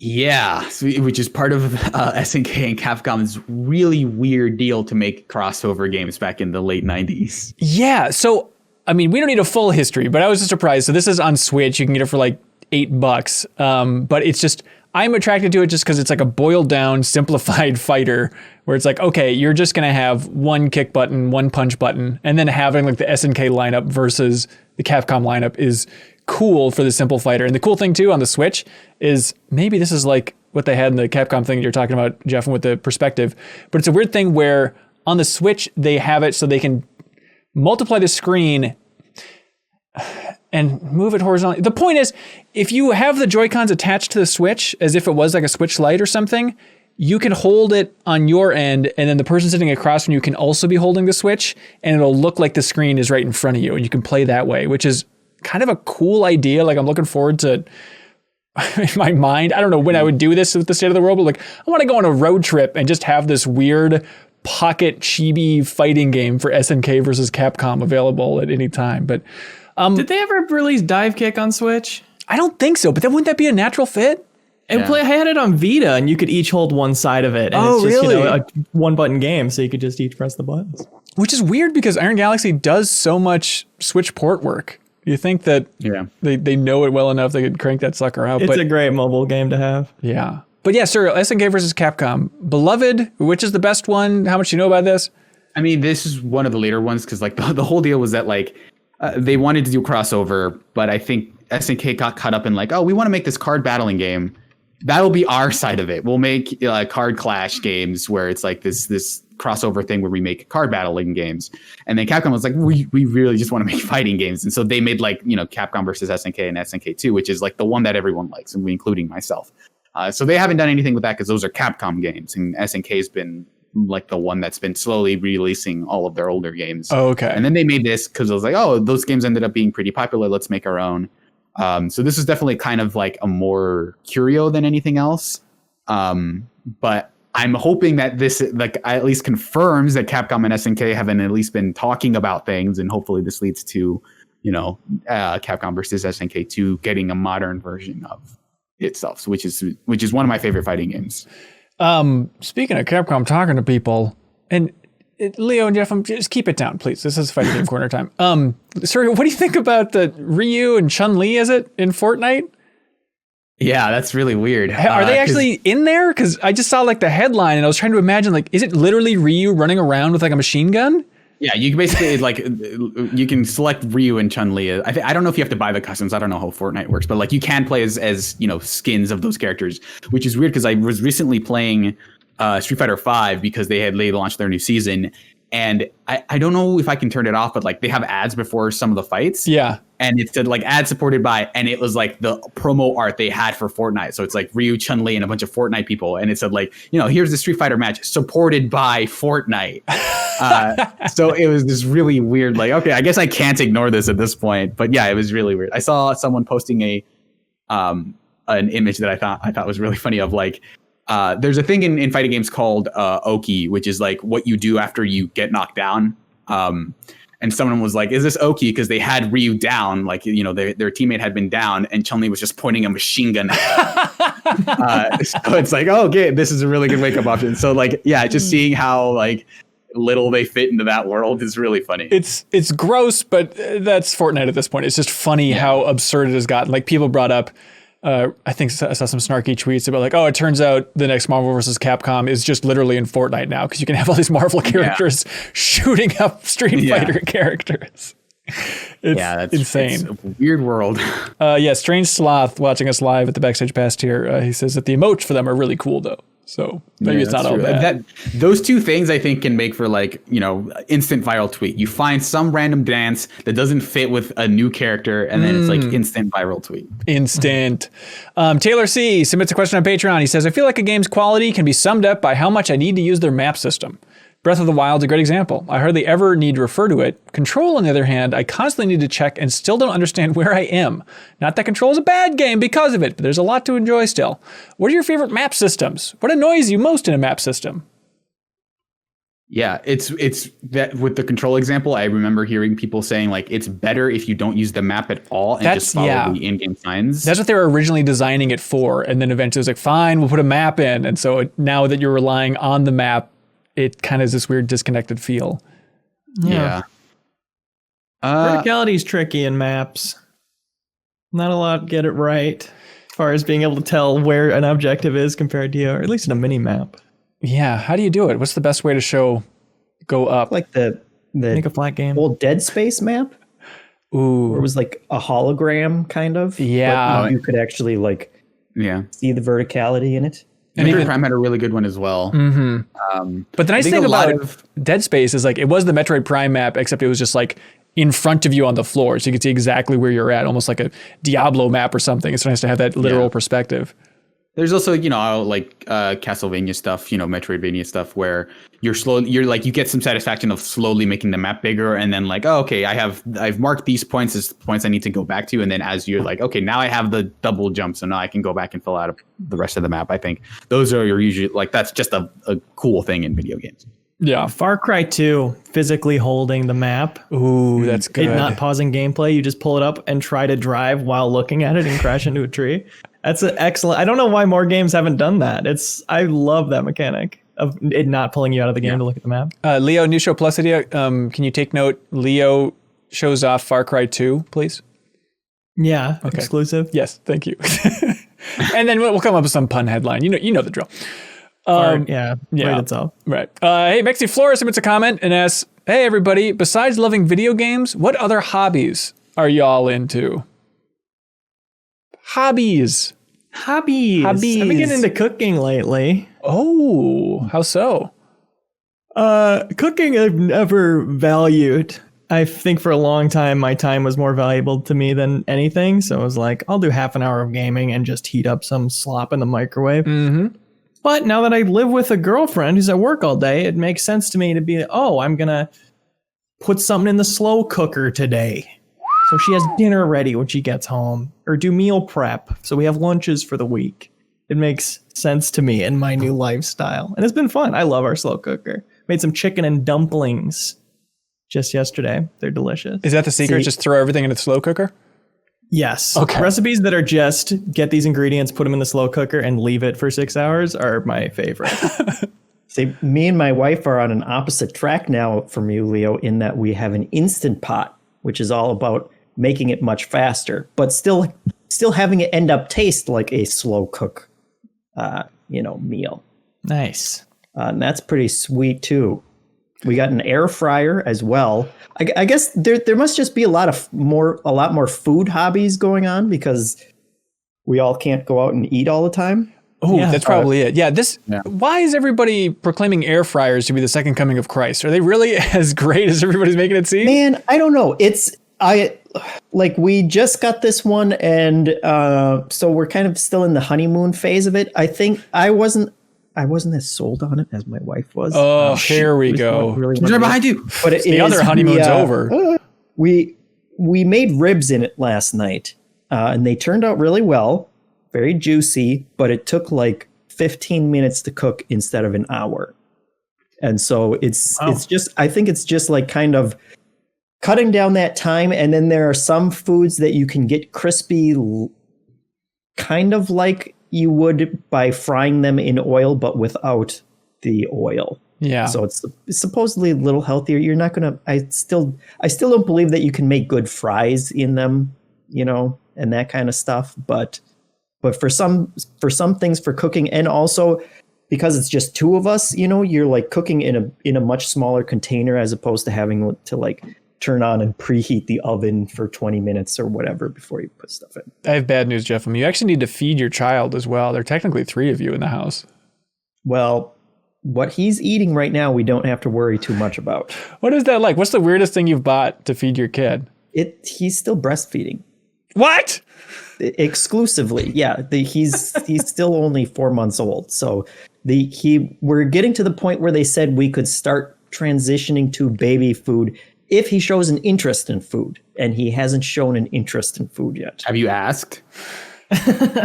Every now and then I'll take something that I'm eating and I'll kind of rub it on his lips to see if I get any kind of reaction from him, but he hasn't cared too much yet. Do you think it's like people don't want to wean their kids off breastfeeding, like in a Game of Thrones style way? Because it's like, why would we do that? This is infinite free food. Yeah, I mean, I think the women would probably have something to say about that more, because it's not the most comfortable thing for them to have to be doing it. Mm-hmm. But yeah. Leo, write that down in New Show Plus. Breastfeeding is uncomfortable. Just a reminder, just in that Google Doc. Yeah. Thanks. Not a show idea. No, just like no. Just to be very clear. Yes, just keep it front of mind. Yes, please. I've also been reading, if that counts as a hobby. Yeah. Oh man, I've been doing so much reading. It is very satisfying. What are you reading these days, Leo? I just finished Glamorama by Bret Easton Ellis. It's apparently the book Zoolander's loosely based on, but it's much, much darker. It's about a male model in the 90s who gets caught up in some kind of terrorist scheme. How'd you find that? It was recommended with a really random spoiler, which I guess I will spoil if you don't want to hear it. Whatever, but it got me interested in reading the book. It has the most vivid description of a plane crash, or a plane explosion rather, that I'd ever seen. Oh my God. Read. And it doesn't happen for a long time. When it does, it lived up to the hype. Oh, I haven't read in so long. I thought I just didn't like reading anymore, but I've been finding books that I am more interested in. That's it. You just got to find the right book. I don't know how much I can talk about it, but I got to read Jason Schreier's new book. We'll be talking to him in the future when that comes out, I think in May. But that was one where it's like, well, I will just read this in 2 sittings. Like, I'm just going to fly through this freaking thing. You just got to find the right book. I've gone through a couple good, nonfiction books recently that I've also been flying through. Nice. I just got the ebook for Running Man because there was that Running Man news. And I was like, I've never read this. And it sounds... I didn't know that the original film was kind of a bastardization of... And I didn't know that Stephen King wrote it because he wrote it under a pen name. And so I was like, you know what? I'm going to check this out. Jeff, I swear to God, yesterday I went for a walk and I was thinking, I should read that original Running Man because I love that movie and I'm so curious to see what Edgar Wright's going to do with it. Yeah, I'm eager to start it. I haven't started it yet, but... Let me know how it is, please. Ooh, we can just do a max spoilers on Running Man. That seems pretty fun. Oh my God. The book. Beefcake submits a question on Patreon saying, hello, cohorts. What was the last video game your parents bought for you? I think mine was probably Jak and Daxter. Because after that, I started babysitting my cousins and making that sweet, sweet cheddar. This is a weird one. Does anybody remember the last game? must have been Rock Band 3, because that would have been the timeline where I was paying for my own video games with saved up allowance, but that one would have been a Christmas gift or something. That's a biggie. How much was that? Does anybody remember? 180, I want to say. Yeah. Somewhere around there. God, that's insane. Think about how many copies they sold at that price. It is a testament to their success. I warned my girlfriend the other day that someday I'm going to have a midlife crisis and buy all those instruments again, and they're going to take up space in our beautiful mansion we'll have. Here's the secret to that, Leo. I've already gone through this experience. I crave Rock Band a lot. We just remain really friendly with Brian Shea, because not only does he have like the high-end version of all the instruments, but he has literally spent thousands of dollars on DLC for every Rock Band. And so we just go over to his house and like buy him pizza, and then we don't got to buy crap. That's a great idea. I would absolutely do that. So you're using Brian Shea. In a way, aren't all friendships just people using each other? That's right, Leo. That's what I've been trying to teach you. More transactional friendships. But yeah, does anybody else have a specific memory of mommy and daddy buying something good? I think the last game that I remember my parents buying for me was Final Fantasy X-2. Because I really like 10, and I bought 10-2. I think they got it for me for Christmas, because I was like, oh, that's the character that I know. Give me that one. And I remember like really liking it in the first few hours, and then I got stuck on a puzzle that the guide could not help me with. Like I bought a guide because of this one issue of like, oh, you need like however many spheres to open this door, and I was missing one of the spheres, and I just could not figure it out. Bought a guide, still could not find it, and so it's just like, well, I'm done with this game, I guess. Mommy, daddy, don't buy me games anymore. Yeah, be like at that this. point, yeah. How dare you buy me this game?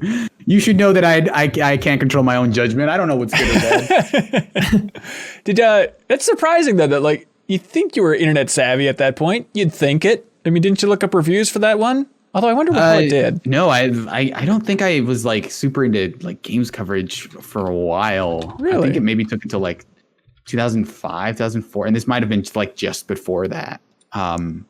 But yeah, this was still the period where I was buying physical strategy guides for basically everything. So yeah, it was a weird time, but yeah, Final Fantasy X-2. I'm actually kind of curious to revisit it, because like maybe it was just a thing that was super obvious, or there was a glitch or something, and maybe I'll go back through it again and love it this time. Yeah, I have it on Switch, but just to let you know, Serial, if I could project my mind into yours, even if you owned it on Switch, you still wouldn't find the time to start up Final Fantasy X-2. That's a good point. Yeah. But Jeff, guess the Metacritic score for Final Fantasy X-2. 87. Very good guess. 85. Isn't that nuts?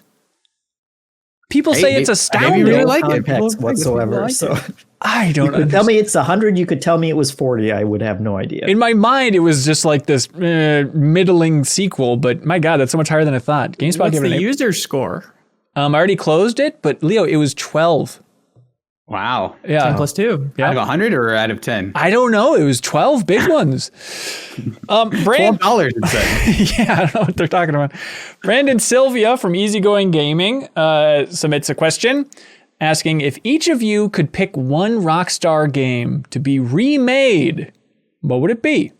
I know it might be unnecessary given the amount of great racing games already in the market, but I'd see a remake or remaster of Midnight Club Dub Edition. I have a ton of nostalgia for that game, and I think it actually holds up pretty well.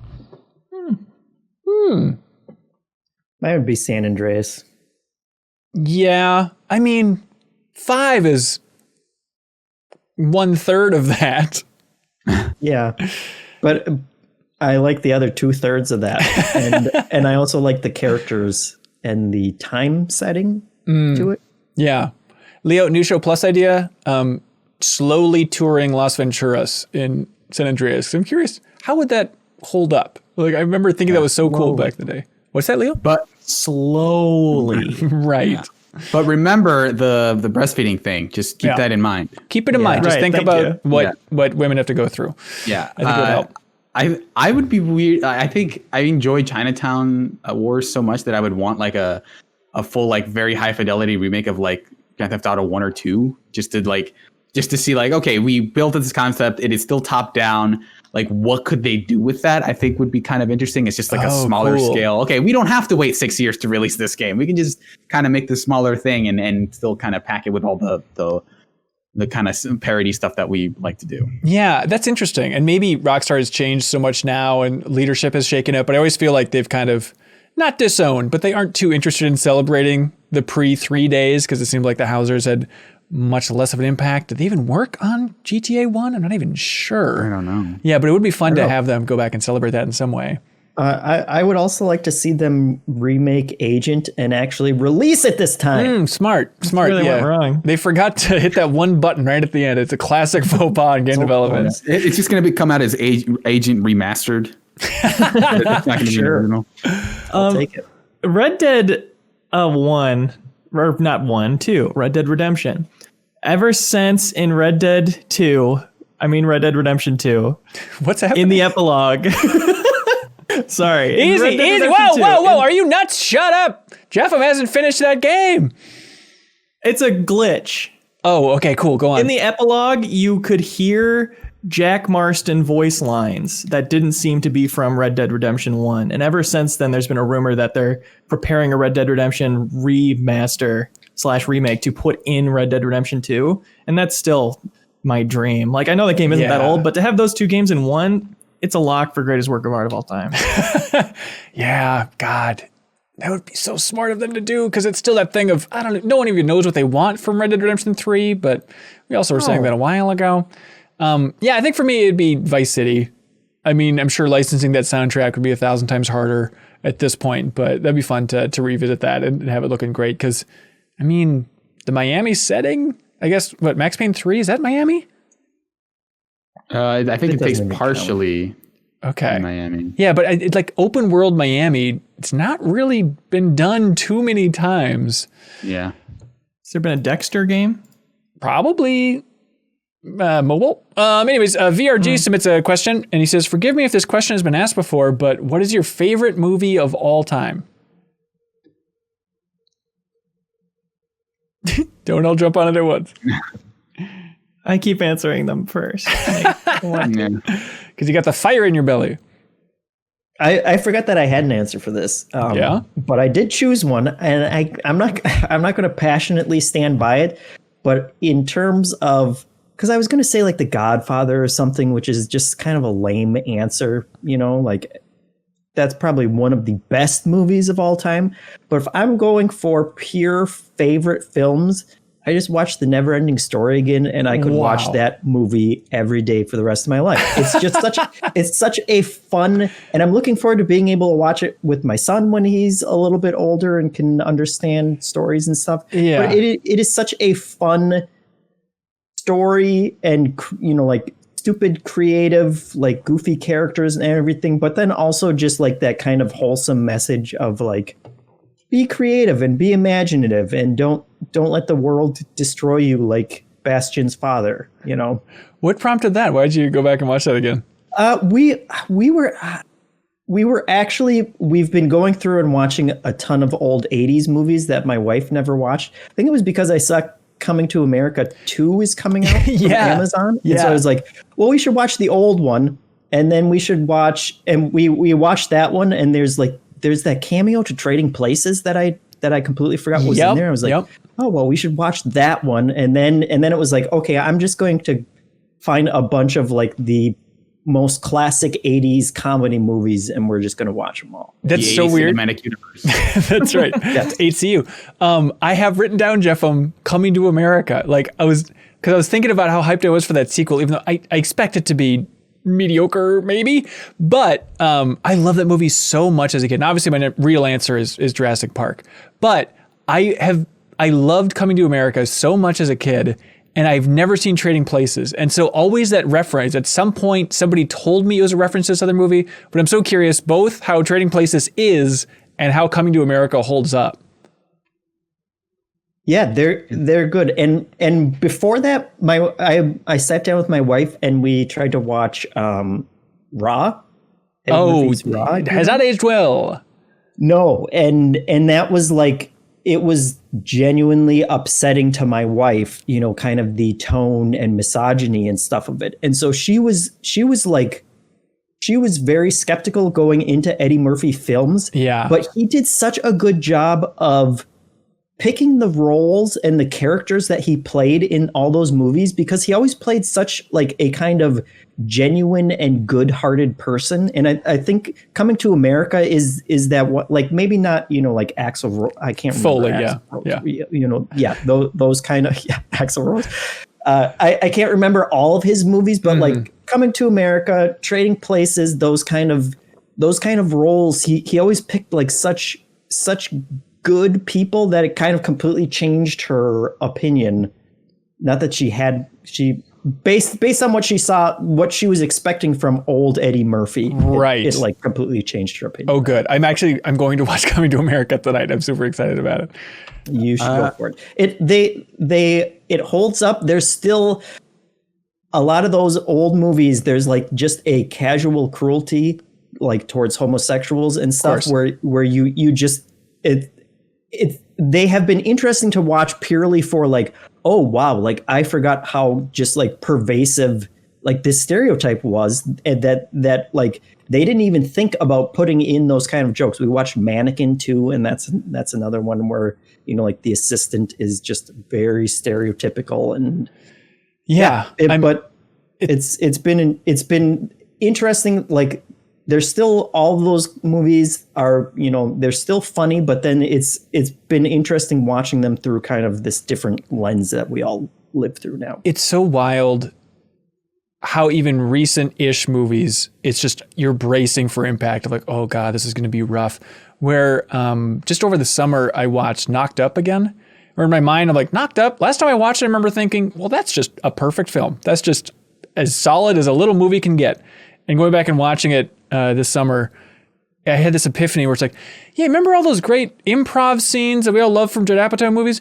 It turns out they were all just standing around calling each other gay for 3 minutes. And that was like, interesting. You know, improv. You call each other gay. There we go. It's like, Jesus Christ, everybody. Groundlings. Yeah, exactly. Yes, and you're gay as well. Pause for laughter.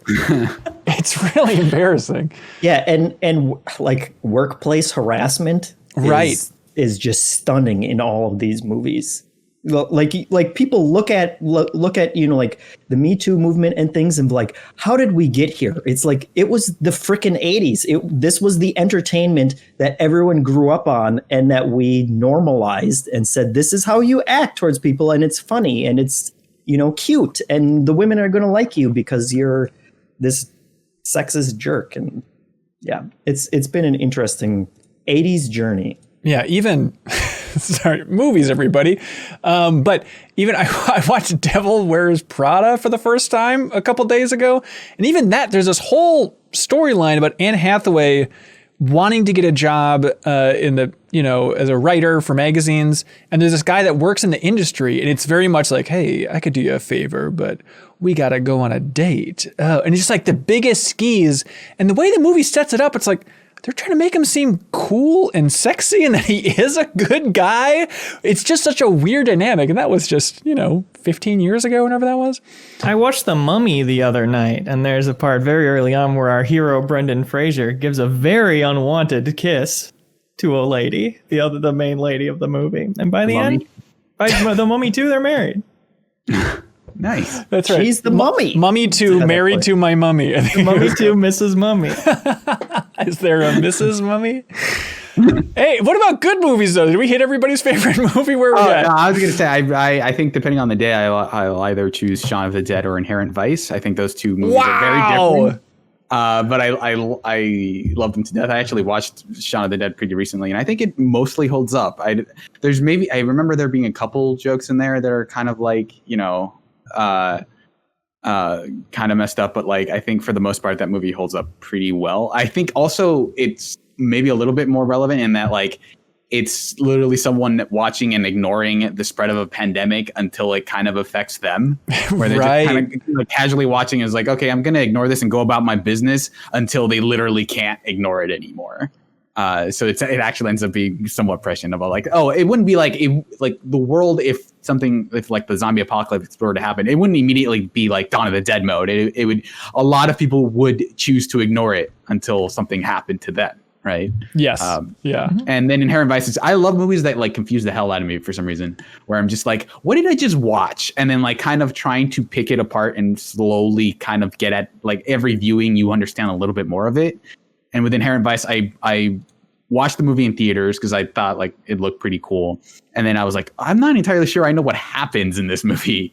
And then I read the book and I was like, oh, okay. So there's like I get what's going on now. And then I watched the movie again. And now I feel like I have a solid idea of what's going on in the movie. Inherent Vice is the Kentucky Road Zero of cinema. Yeah, and that like every time I watch it, I get something different and another like tone out of it. But yeah, I really enjoy watching that movie. It also just like, you know, what kids would say, the vibes. You know, I really like the kind of like very slacker stoner like 70s kind of like, I'm an idiot and I'm high all the time, and basically everyone around me solves the case for me. And so, but there is just a lot of like retro California. Like I live in like this weird like bungalow house in the middle of, you know, like California and the beach, back when it was affordable to do that kind of thing. Right. That's so weird. Leo? Oh, Kingsman? Swiss Army Man. Oh. Kingsman's top 3, but Swiss Army Man, I'm waiting for something to dethrone it. And I've stumbled upon a random Daniel Radcliffe interview recently who plays the farting corpse in Swiss Army Man. Mm. And I know in all interviews for every movie, they're like, wow, it's so fun to work on. I love this movie. But it's funny because that one, he was promoting 2 movies at the same time. And one of them, he was an FBI guy or whatever. And he's like, yeah, somebody said something about Swiss Army Man. He's like, oh yeah, it's the most beautiful film I've ever done. It's amazing. And then they're like, and you're doing this other thing too. And you're playing an FBI guy. That's interesting. You got these 2 different roles. And he's like, yeah, that's something. I recommended Swiss Army Man to Kyle and was like, you have to watch this movie. And he chose to watch it with his wife for like a date night. And he said that they watched like 10 minutes and then he had to turn it off. I was like, that's not the date night movie, Kyle. So Did you tell him it wasn't a date night movie though? Well, no, I didn't think he would assume that a movie about a farting corpse, magic corpse would be. If they stuck with it, might have been more of a date night movie. Yeah. I think I did watch that with my wife though. And she enjoyed, she cried during it too. That is still one of those. It is a surprisingly moving. You know what? Maybe we all should have said Swiss Army Man. Maybe it is one of the most surprisingly structured movies I think I've ever seen. Of just like, I have no clue. Like, I don't know if this is a third act or what. Like, what is going on in every step of that movie? Right. Note to self: watch Swiss Army Man. I have not seen it. I should definitely check it out. Also, we should be angry at Kyle because he hasn't watched In and of Itself yet on Hulu. Which people in the Backstage Pass, Joseph Dowdy said that he just watched it and it's incredible. Have you watched In and of Itself yet, Leo? Yeah, it's pretty good. Oh, good. Yeah, it was cool. It was cool. Oh, good. And have you watched Anna's favorite show, How to with John Wilson, yet? Yes, only a few episodes. What'd you think about that structure? Amazing. I mean, all I heard about it was it's amazing the shots he got for the ridiculously specific weird moments he captured, and it exceeded my expectations in that department. And I'm watching it episode by episode every once in a while. It's kind of nice to just have. And then each episode, there's plenty to sit with and think about rather than, binge the whole thing. Yeah. Oh, perfect. Where Adam, do you watch that? HBO Max. HBO Max, baby. Adam Wagner says, hey, why does the MinnMax Instagram account follow Greta Gerwig?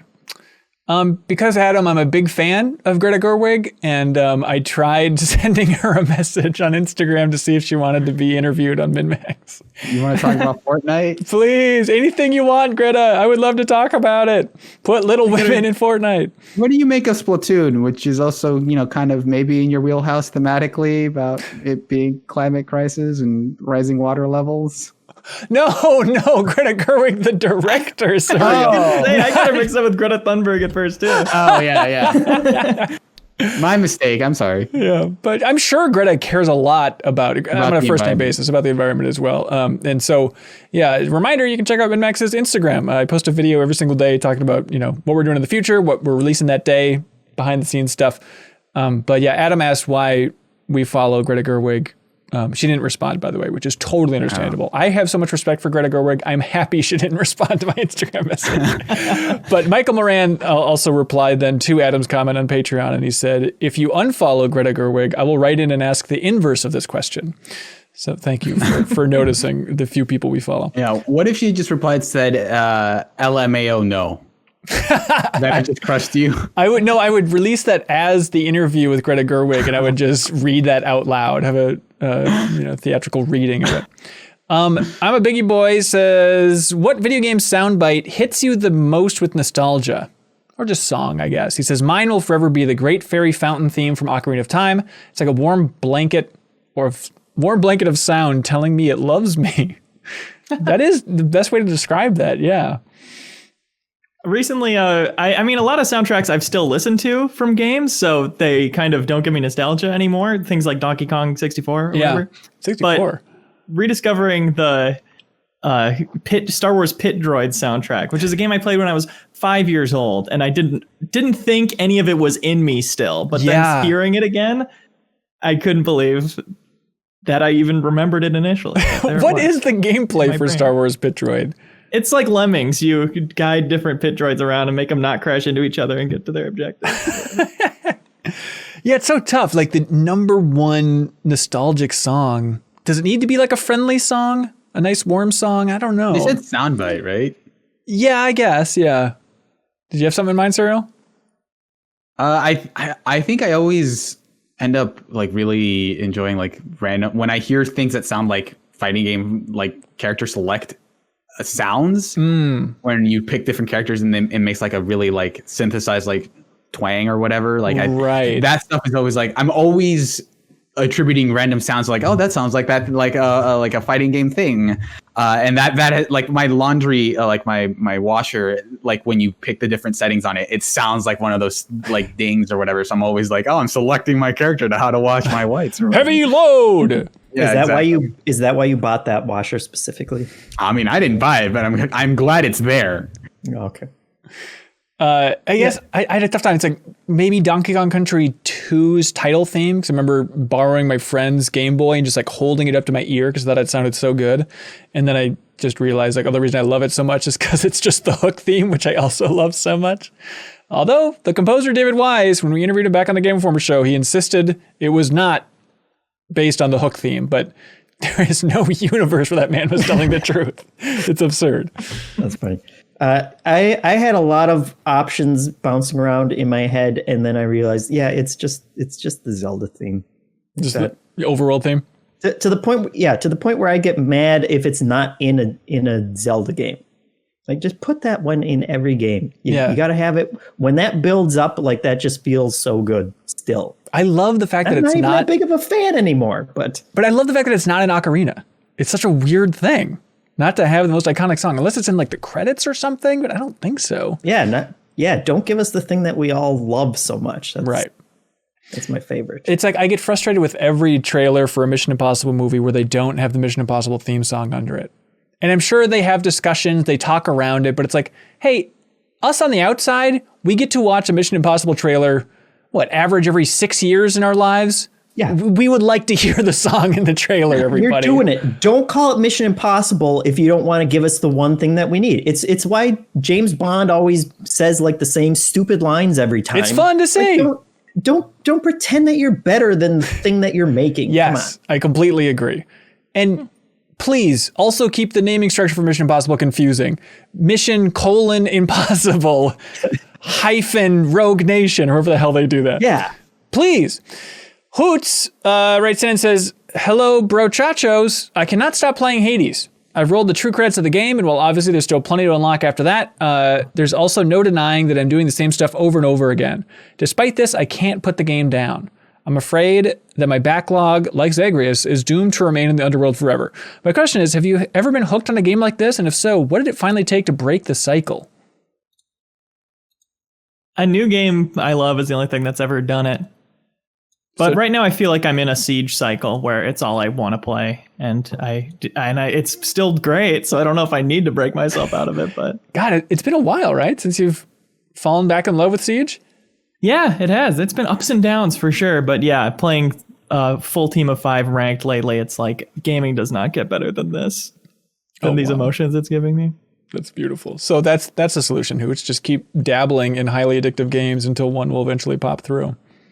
Yeah, I read that as kind of like a how do you break out of it? Yeah. My answer is just don't, man. If you're still having fun with it, just play the thing that's still giving you a lot of fun. Don't worry about your backlog or anything like that, and don't mention Red Dead right now, Hanson. Okay. Shut up. I'm not planning on it. I wouldn't dream of it.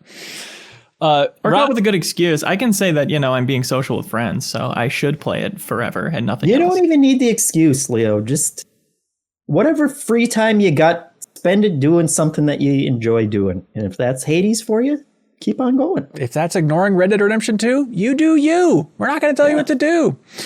Ryan Foshi writes in, he says, howdy, Ben and crew. This week I have a game for you, which I like to call Match the Subtitle to the Proper Game Franchise, starring Garfield and Tom and Jerry. Below our list of subtitles, you must guess whether the subtitle belongs to a Tom and Jerry game or a Garfield game. Incredible. Or neither. Oh my God, this is quite the tricky My favorite one. franchise. All right, The Magic Ring. Leo, is that Garfield or Tom and Jerry? That is Tom and Jerry. Correct, Tom and Jerry, The Magic Ring. Who can forget it? Jeffem, Winter's Tale. Think about it. There's a clue. Garfield. It's Garfield. Way to go. Also, AFI song. Suriel Vasquez. All right. Lay uptown. Ready, Suriel? Put your hands behind your head for this one, dude. Big Fat Hairy Deal. Let's see, Garfield. Garfield is all hell. Leo? Cat Scratch Fever. Tom and Jerry? It's neither. Come on, man. Oh, that's a tricky one. Jeffem. What? It doesn't say what it is? It's just fake? I think he just made it up. Yeah. That's the song. Okay. Yeah. Jeffem. Frantic Antics. That's T&J, baby. Oh, that's a T&J. All right. Suriel. Fists of Furry. I'm going to say Tom and Jerry. That is Tom and Jerry. Leo, for the final one. Infernal Escape. Fake. I'm sorry, that's Tom and Jerry in the Infernal Escape. Got it. Hey, Yeah. Hanson, quick aside. Because we've had so many of them already. Yeah. I'm genuinely pissed that you cannot get a good compilation of all the Tom and Jerry episodes. I've looked multiple times over the years because that was always my favorite cartoon. Yeah. And there just doesn't exist. There's not a good one that exists. There's got to be like DVDs or something, right? They've had DVD releases, but they're always kind of staggered and they don't have all the episodes, and like they'll only do like half the series and then, like it died out or whatever. Well, the good news, Jeffem, is you won't need those old good episodes because coming soon to HBO Max, you can get the Tom and Jerry film starring everybody's favorite cast. Okay. I'll take your the word guy for it. from Weekend Update and more. Jerry. Yeah, Jerry's. They couldn't get Tom, Seinfeld. but Jerry's pretty good. All right. What do y'all like for a question of the week? I like the song, the nostalgia song. Favorite movie of all time was basic but effective. 30-minute conversation. Yeah, the hobbies, last game your parents bought, good maps. Last game your parents bought was an interesting question. That is true. Yeah. I mean, if we're talking about making the show better, I think the movie one is a contender. And, we give it to games so much, we should give it to the opposite of a game, a really simple question sometimes. That's true. Is everybody okay It with was that? like half the conversation. So That is true. There we go. Congratulations, VRG. I Am 8-Bit will ship out that Uncharted Lost Legacy double album. Thanks so much. Now it's time for something we call Get a Load of This. Jeffem, hit us, dude. Yeah. Hey, get a load of this, my friends. You remember when we did that predictions for 2021 list? Yeah. Where we had just all those stunningly accurate predictions. I do. And one of mine was that this was the year we were going to start seeing like all those AI advancements seep into video games. Oh, sure. Yeah. I'm cashing in already. No. There was a demo made for Modbox. It like this indie kind of virtual demonstration that a person made that is using the GPT-3 like text AI stuff from OpenAI. And so basically what he did was he has a little world and there are NPCs walking around in it, and the video shows him walking up to a character, asking him a question. His computer like crunches his words into text. It sends the text to the AI. The AI spits out a text answer, and then that goes into a text-to-speech, like a pretty advanced text-to-speech, and then the character says it back. And he goes through a couple, like rudimentary conversations that he has with these characters, and it's already more entertaining than it has any right to be. And you're Like, sure this he isn't goes up- just Leo's friend from VR chat? Are you confident? I'm pretty confident. All right. This seems legit. But he goes up to, like this guy with a little cart, and he asks him what he's selling. And he says that he's selling hot dogs. And he asks, what kind of hot dogs? And it seems like the AI is practically role playing, because he lists like multiple different types of hot dogs. And then the guy asks, how much are the hot dogs? And he just starts listing prices for each of the hot dogs that he listed previously. It already seems more fun than it should be. That sounds great. And there's a YouTube video of this in the link below? Yep. Yeah, we'll put it in the comments. Show notes, but who's counting? Show notes. Surreal? You got one, dude? Yeah, this is mostly a quick PSA from when I was playing the Guilty Gear demo or beta. If you're planning on playing that game, you should probably get the PS4 version, because it gives you the free upgrade to the PS5 version. But more importantly, because of Sony's thing where PlayStation 5 games won't accept inputs from PS4 controllers, you probably won't be able to use your arcade sticks from PS4 on the PS5 version, which is, I had that trouble in the beta. I couldn't use any of my arcade sticks with the PS5 version of the beta, but I could on the PS4. They could patch it out. They could, patch it to make sure that actually works. But if you were planning on using an arcade stick, you should probably just get the PS4 version. There it is. Hey, get a load of this. There's a YouTube series that apparently is quite popular, but I just stumbled across it, called Defunct Land. And it's about the history of, you know what, Leo? Of like old amusement parks and stuff. Yeah. And they have an episode that I watched where it's like 45 minutes or so. It's documentary style on the history of Coney Island, which was just fascinating, just for like this one space and the evolution of it, and having like these rival amusement parks building up different attractions and competing, and then they just constantly burn down, and it is just chaos. And if you like that weird attempts at amusement parks from like the late 1800s, early 1900s, there is just some weird twisted stuff, like, okay, in this area, we have people walk by, and then we have a giant paddle that has electricity running through it, and we spank all the guys on the butt. And then in this section, we just have like blasts of air blowing girls' skirts up, and like it's all weird and sexual. It's bizarre. They have like a giant brothel on Coney Island back in the day. That was a multi-story brothel, except it was like a giant elephant. So it's just like this giant elephant hotel that was a brothel. Anyways, it's a wild story. Check it out. It's called Defunct Land, The History of Coney Island, on YouTube there. Leo, looks like you're studying something closely. How am I going to describe this in a succinct way that'll keep people interested? That's what I'm thinking, and now I'm ready. Hit it. Do it, dude. Get a load of this. It's an article I found on Pocket called The Decoy Effect, How You Are Influenced to Choose Without Really Knowing It. And it's an interesting article about a marketing strategy that I've noticed a lot since I read this article, which is like the decoy option of a thing of which there's 3 variations of. So this article uses the NutriBullet as an example, where there's the lower price, medium price, higher price, and how they fully expect you to buy the higher price based on how they've structured everything else to make it seem like, oh, it's not that much more to get the maximum model. you know?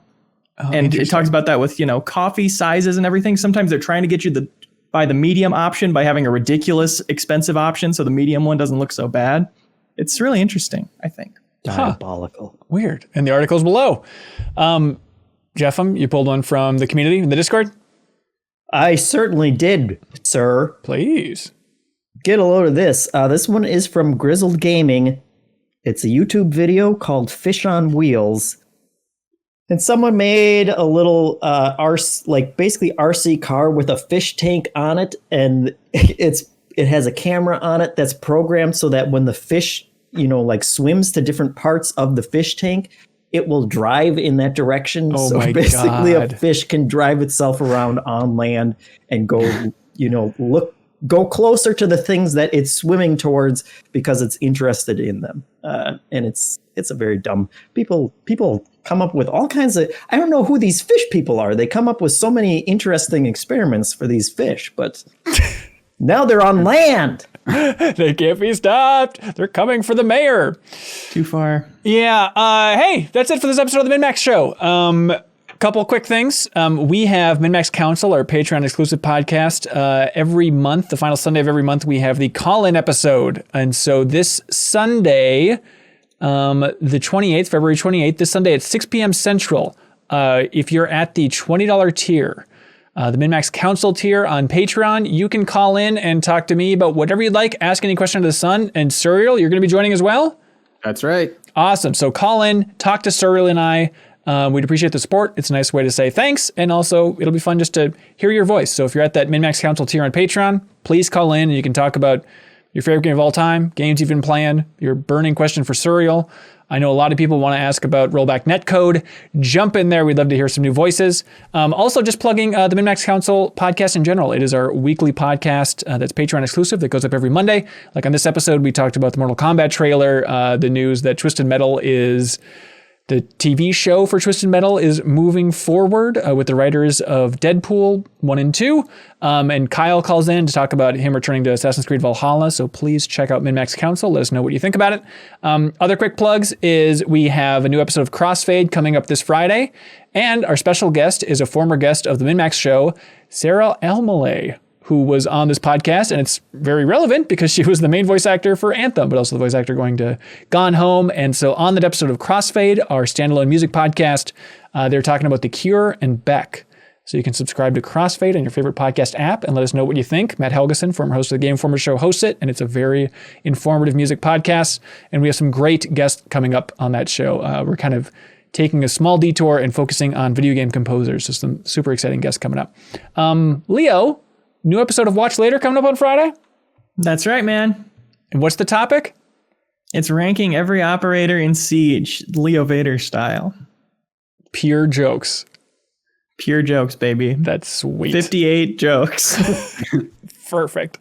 Also, the deepest dive on Arkham Asylum. So if you want to join our game club for replaying Batman and Arkham Asylum, it'd be great if you've never played it. We'd love to hear more people's perspective. If it's the first time jumping in, you can support us at in-tier on Patreon, then submit a comment on March 8th will be for the first half of the game. So remember to stop when you get the line launcher in Arkham Asylum and then submit your comment on Patreon and we will read it on the show. And then you can also unlock the Patreon exclusive podcast feed and get the podcast version of The Deepest Dive. All right. Thanks so much, everybody. And thanks to the following Patreon supporters. I'm talking about these people that support us at the $50 tier. And you know who they are. It's Will Cornelius, I Am 8-Bit, Jawarhello, Mirko Arico-Torreno, MoonFaceNick, Zachary Pligge, BeatenDownBrian, Seth, Ludwig Roque, Mark Seliga, Andrew Vala, Jesse Vitelli, SuperSeriousSam, Thomas Hoster, Yarrow, SpiralInYourEyes, Richard Smuts, Clint Farley, Spider Dan, Preetham Yarlagadda, Clayton Myers. This just says you. In the future. That seems weird. Starkiller, Steve Bamdad, SlyckNic, and Alex Payne. Thank you so much, everybody. Stay tuned for the bonus episode of the MinnMax Show coming up in this feed very shortly, where we're going to be talking about the big reveals from the State of Play. Thanks so much, everybody. Be good, have fun, let's go!